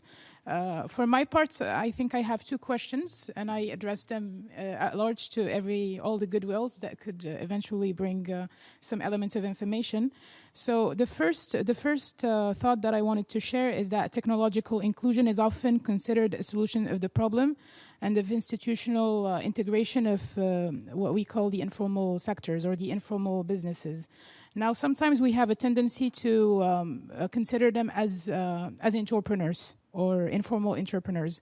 And here there is a nuance between the two because they don't obey to the same economic logic and also they don't have the same motivations and the same drive. ICTs, of course, are there to help accelerate this dynamic, and there have been a lot of examples that were mentioned by the panelists. So the question is, how can technology solutions be more effective in accelerating development objectives, and how can we nuance or disaggregate the view of the informal economy in different case studies? Then the second question leads me to the cooperatives. I mean, as Morocco has got plenty of them, and now we also have a tendency to call them social businesses or social enterprises led by social entrepreneurs. Now, 60% of the informal sector in the emerging world and much more in Africa is made out of informal cooperatives. And agricultural businesses are much, I mean, they constitute a majority of them. So the question is, how can ICT help with this challenge, and especially in the field of agriculture? So I'd be very delighted to hear more from the panelists, and thanks again for this very good initiative. I thank the distinguished representative of Morocco. I see no further question from the floor. We can turn back to the panel. So we have two questions from the delegation of Morocco. I think the way we can move forward, if anyone wants to step in from the panel. And of course, there's a specific question on cooperative that Fidan can address. So, Jonathan, you want to go first?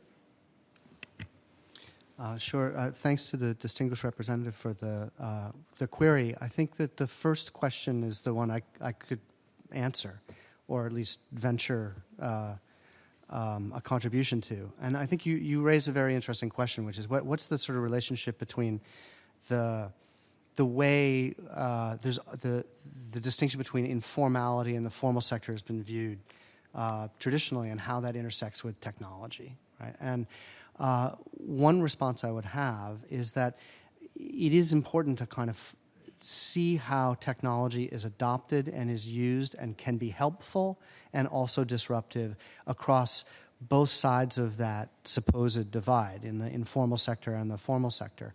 And one thing that's come out of the research that I've done and many colleagues, some of them up here and around the world have done, is that it's not fair to say that only the formal sector is adopting technology, right? I mean, and particularly with mobile phones being so prevalent right now, and the access that a mobile phone provides to even the smallest self-employed or micro-entrepreneur into some of these digital systems, it means that everybody on both sides of that supposed divide between formal and informal has an opportunity to be using digital technologies in their livelihoods.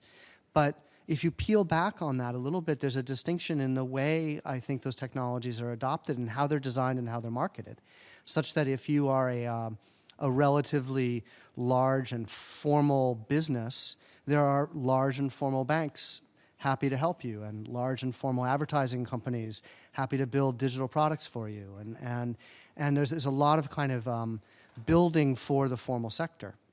Even in platforms, there's lots of ways in which platforms allow formal enterprises to trade very well with each other and to participate in value chains.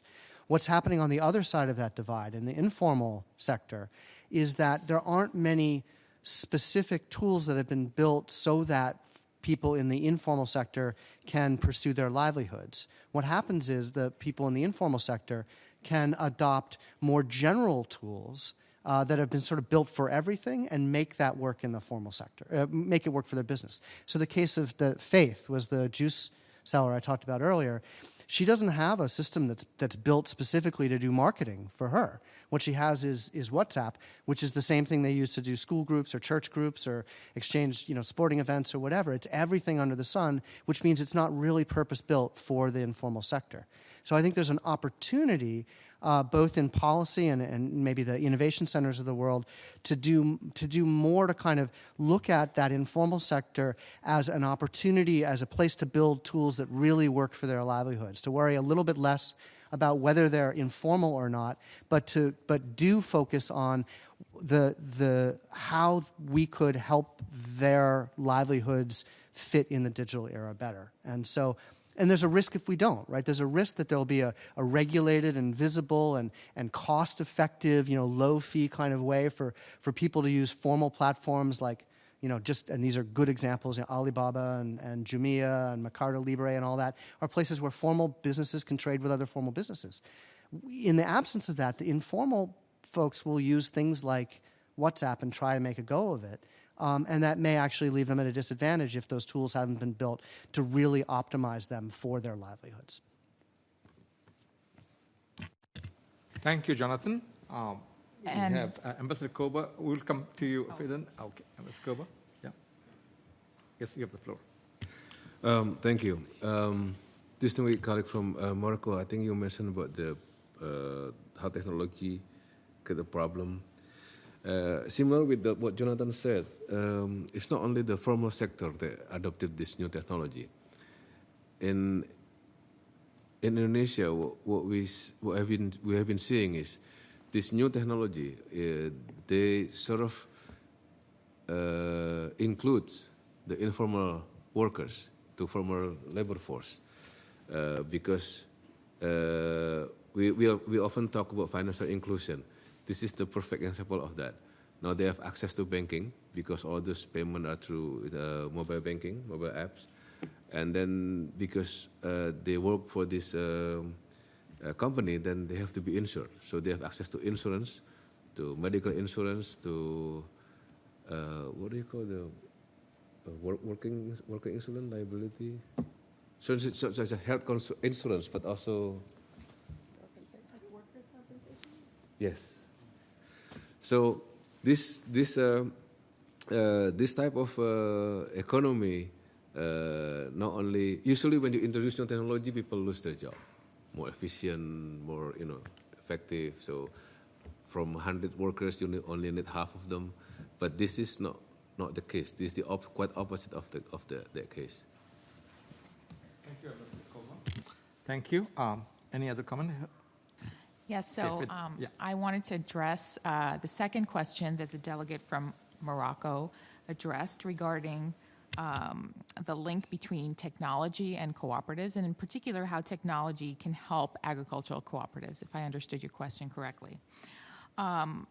So I think that technology can play a crucial role in the startup of cooperatives. So, by definition, co-ops are a union of people with common interests.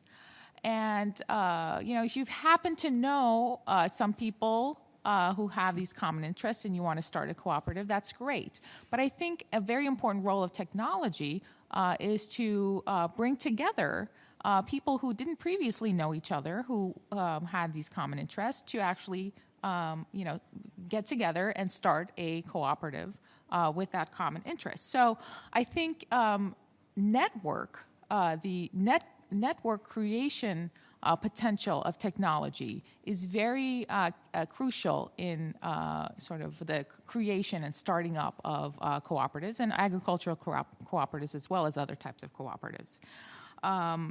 Information sharing is another crucial thing that would be facilitated by the use of technology in agricultural cooperatives. Information sharing on new products, agricultural technologies, sharing this among rural populations that might not have known about these new informations to improve production. I think technology plays a very important role here. And also, one of the things that I highlighted in my speech earlier was how important it is to collect data on the impacts of a cooperative organizational form. And there's a dearth of data on the prevalence of cooperatives as well as the correlates of cooperatives.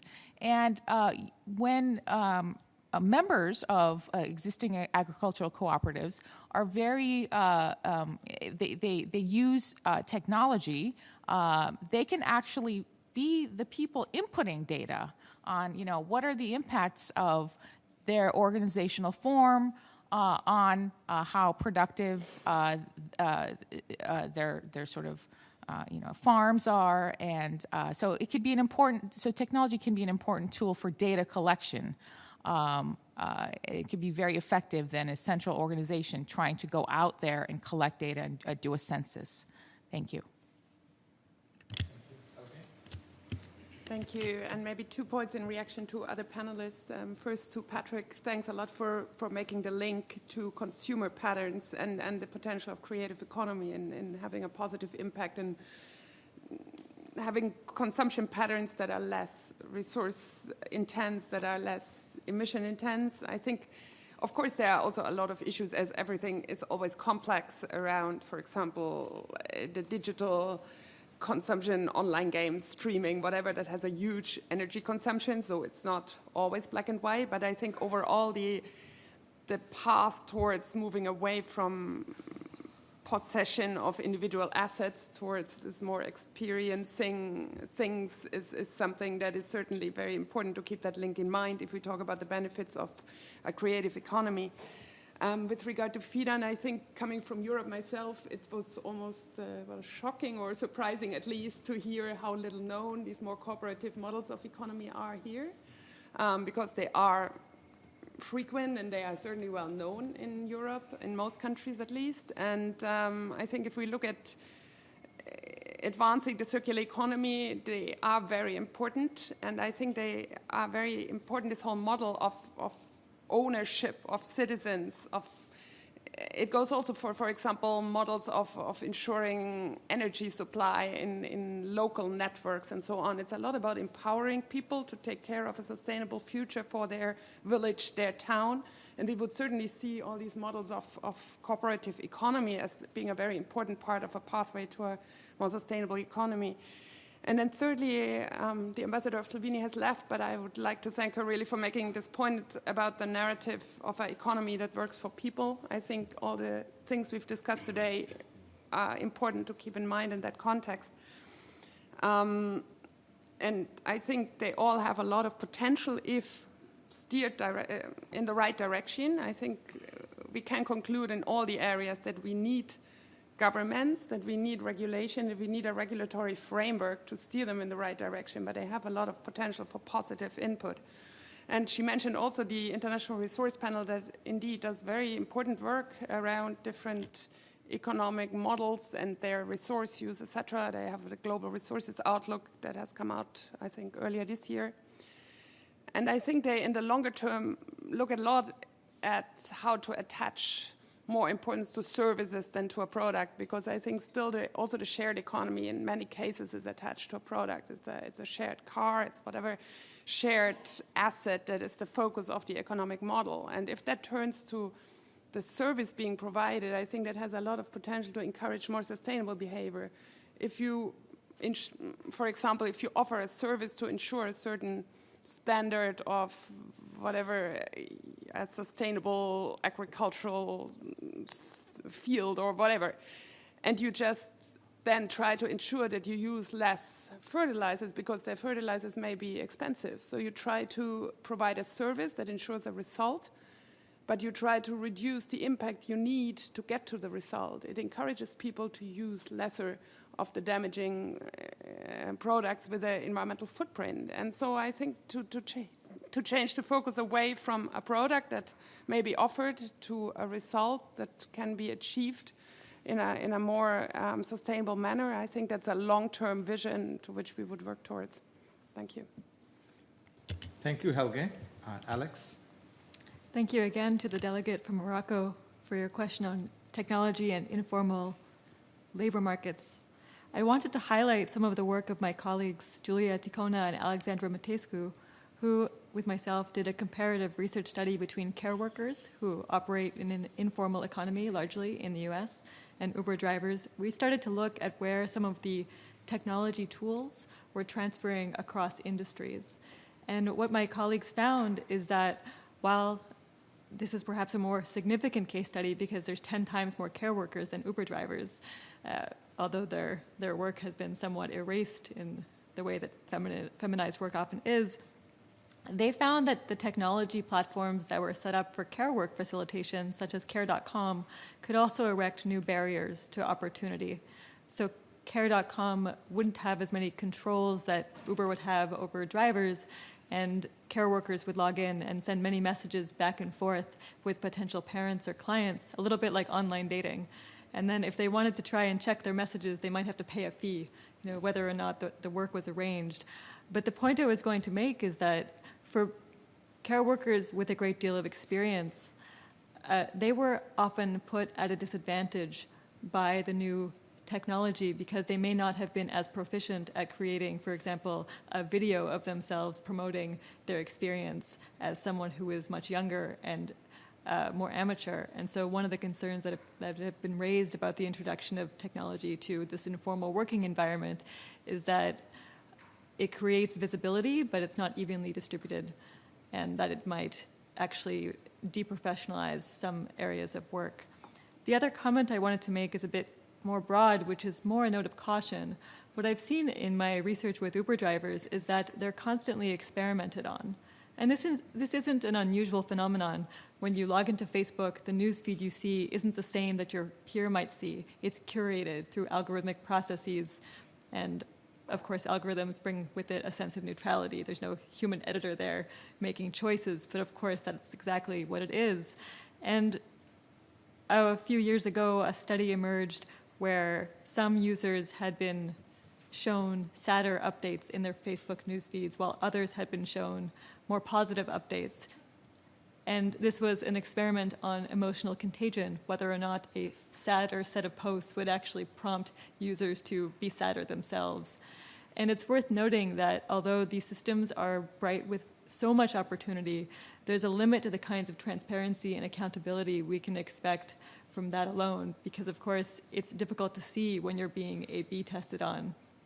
When it came to Uber drivers, this applied not only to the different features of their app, it applied to the commission take that Uber would remove from their earnings. So although they had contracts that said that Uber might take, let's say, 25% or 30% of what the passenger paid, Uber quietly separated what the passenger pays from what the driver earns, but without alerting drivers. And drivers were actually able to use other technology tools like Facebook groups to share screenshots they'd taken of the passenger's receipt and compare it with their own earnings. They crowdsourced across the United States and even beyond a new pricing policy before it was communicated to them directly. And so while these technologies are creating vast opportunities for new job creation, they also facilitate the ability to change those conditions on a whim.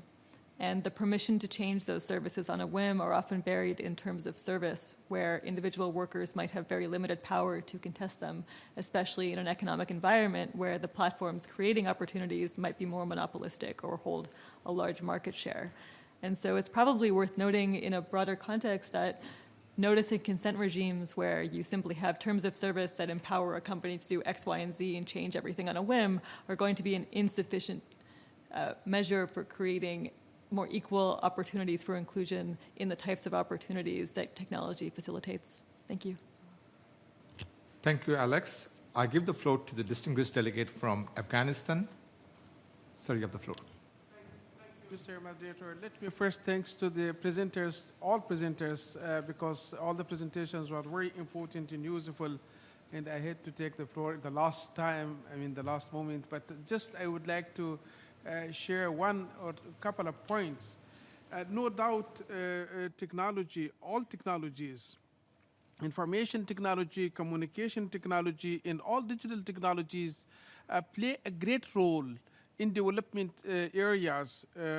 But the question is access to technology, particularly in some countries which we call in the UN terminology countries in special situation, which we have three categories of countries like LDCs, LDCs, and SEDS. That is very important, and the access to the technology and capacity of use of the technology, which is very important as well. Again, in these categories of countries, I think Ambassador Muhammad from Indonesia touched a very important point. That's the regularity,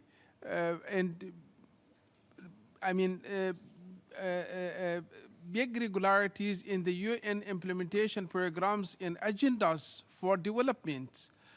So my point is, how can we coordinate and accommodate the program of actions in three categories at the national level, regional level, and a global level, particularly with the point of view of the effectiveness of the technology in the roles of development. And thank you. Thank you, distinguished delegate from Afghanistan. Now we have one last panelist. Patrick, you had to say? Yes, thanks again, Hamid. And also I want to thank the distinguished delegate from Afghanistan for raising that question. Actually, it brings back something I wanted to ask Jonathan, maybe other than the panel. I thought I would maybe hold it, but it's to do with education.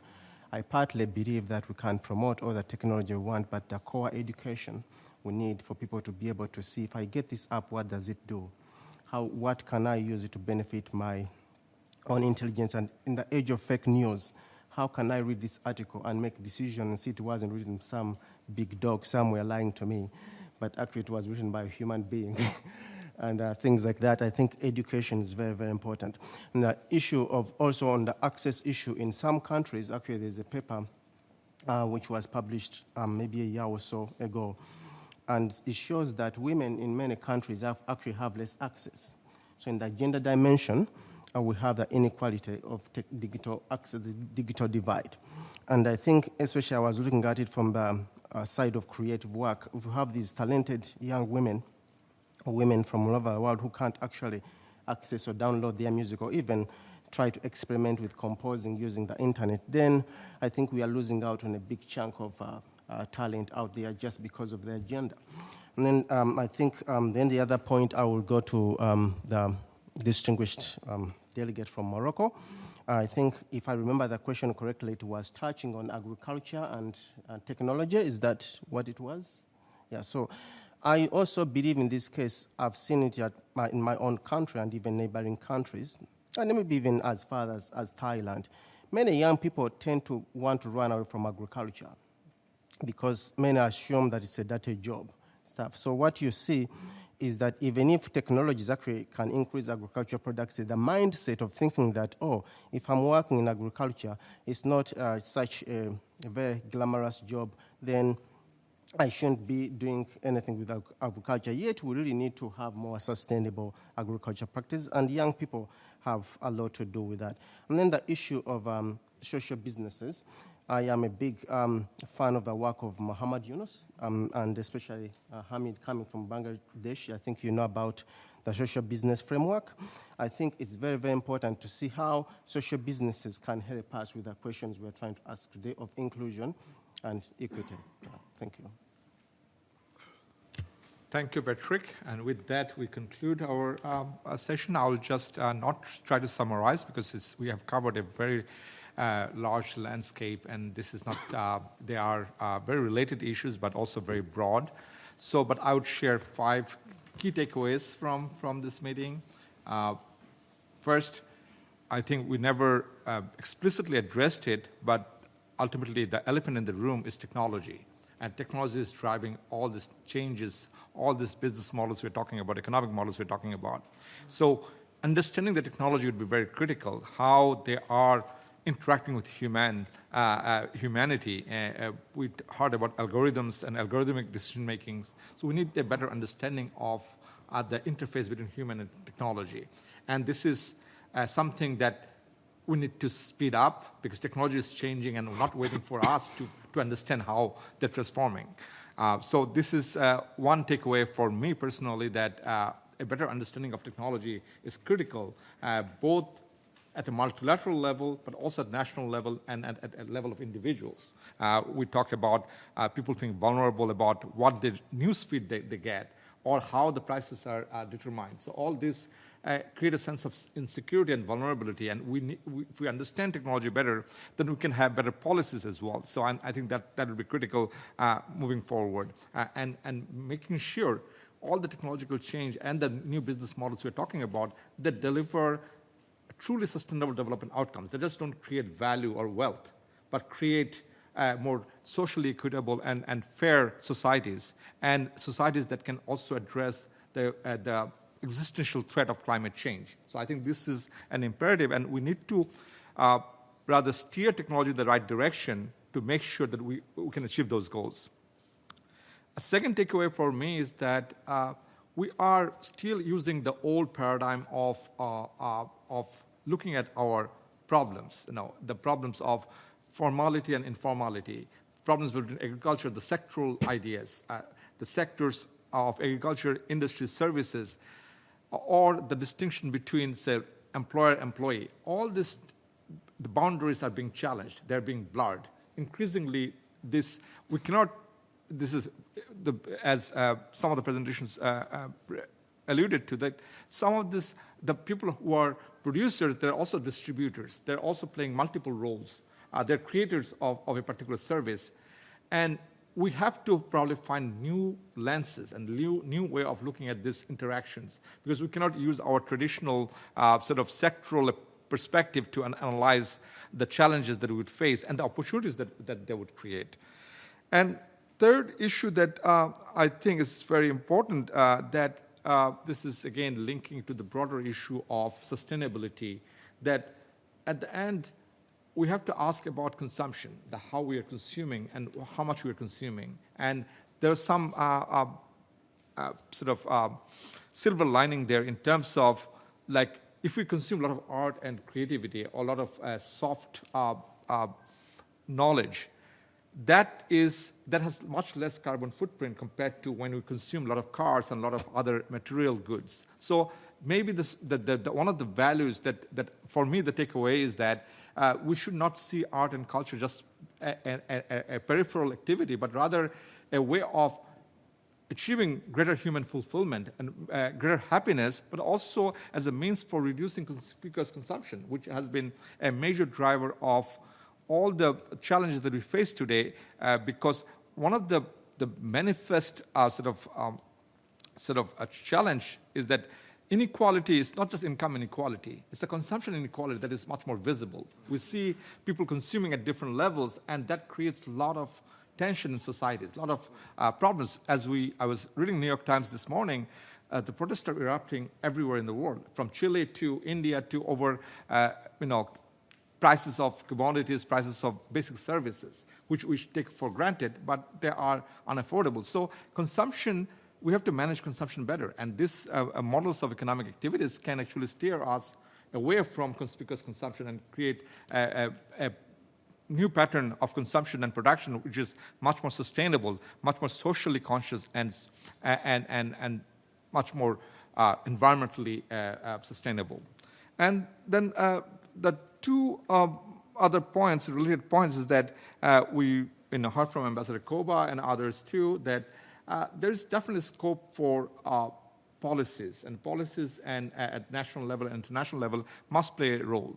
But we have to make sure that we are not just a talk shop, we are not just it's a sounding board, but rather we try to look at the data, look at the evidence, and try to find the right policies to ensure accountability for pricing that Alex talked about, to make sure that we don't throw the baby with the bathwater, because technology has some negative impacts. And Helge talked about in her presentation that there are pluses and minuses. How they will play out depends on how we use them, so how we manage those technologies. So we cannot just be skeptical about technology, but rather we have to be proactive about technology and make sure that we have the right set of regulations in terms of, not just in terms of access. Access is a necessary condition for reducing the digital divide, but we have to go beyond access to make sure that there's a responsible use of technology at all levels, whether it's mobile technology. Ambassador Koba referred to, like,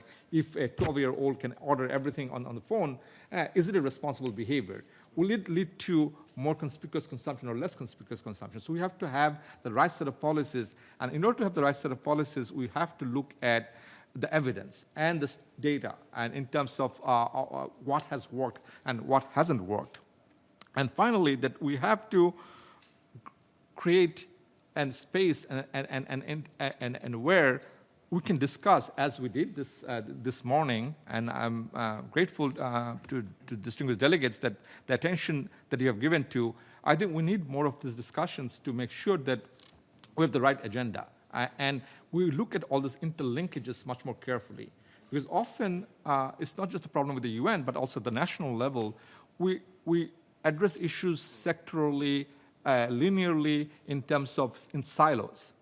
But none of these issues can be addressed in isolation. We have to have a much more comprehensive framework to address those issues. And fortunately, the 2030 Agenda for Sustainable Development gives us a comprehensive framework. And we should be able to use that framework to analyze the impact of technology. And that is what we tried to do this morning. And I'm thankful to the distinguished panel. They have done an excellent job in terms of briefing us about what to look for, what we can prioritize, and where our focus should be. Actually, our work in the Department of Economic and Social Affairs, we actually wrote extensively a report last year only on frontier technology. Actually, many of the issues that we discussed today actually is covered at the World Economic and Social Survey 2018. I would invite all of you to, if you have a chance, to read it. And also, we do a lot of policy pieces on a quarterly basis, frontier technology quarterly, that that addresses those issues. I'll be remiss if I don't thank my colleagues for all the hard work, Mariangela Len Paracote, Yup Tunison, and Kenzo Chen, and also colleagues from UNCTAD, who played a very important role in assembling the panel together. Chantal has left, but thanks to colleagues from UNCTAD and also colleagues from DGSCM for their support for this event. I now hand over to the chair. Thank you. Thank you very much. Distinguished delegates, we have now come to the end of the side event on emerging models for economic activities, implications for sustainable development. I would like to sincerely thank all of the distinguished panelists for their interesting and inspiring presentations.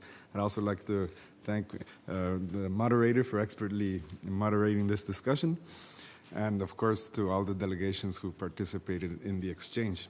Before adjourning, I would just like to remind delegations that the next plenary meeting will be tentatively held on the 5th of November, where we will take action on a number of available drafts, and also to remind everyone that the deadline to submit draft resolutions under item 60 on the permanent sovereignty of the Palestinian people in the occupied Palestinian territory, including East Jerusalem, and of the Arab population in the occupied Syrian Golan over their natural resources, is today at 3 p.m. And that the deadline to submit draft resolutions under sub-items G through L under agenda item 19 on sustainable development is on Monday, 28th of October at 3 p.m. This meeting is adjourned.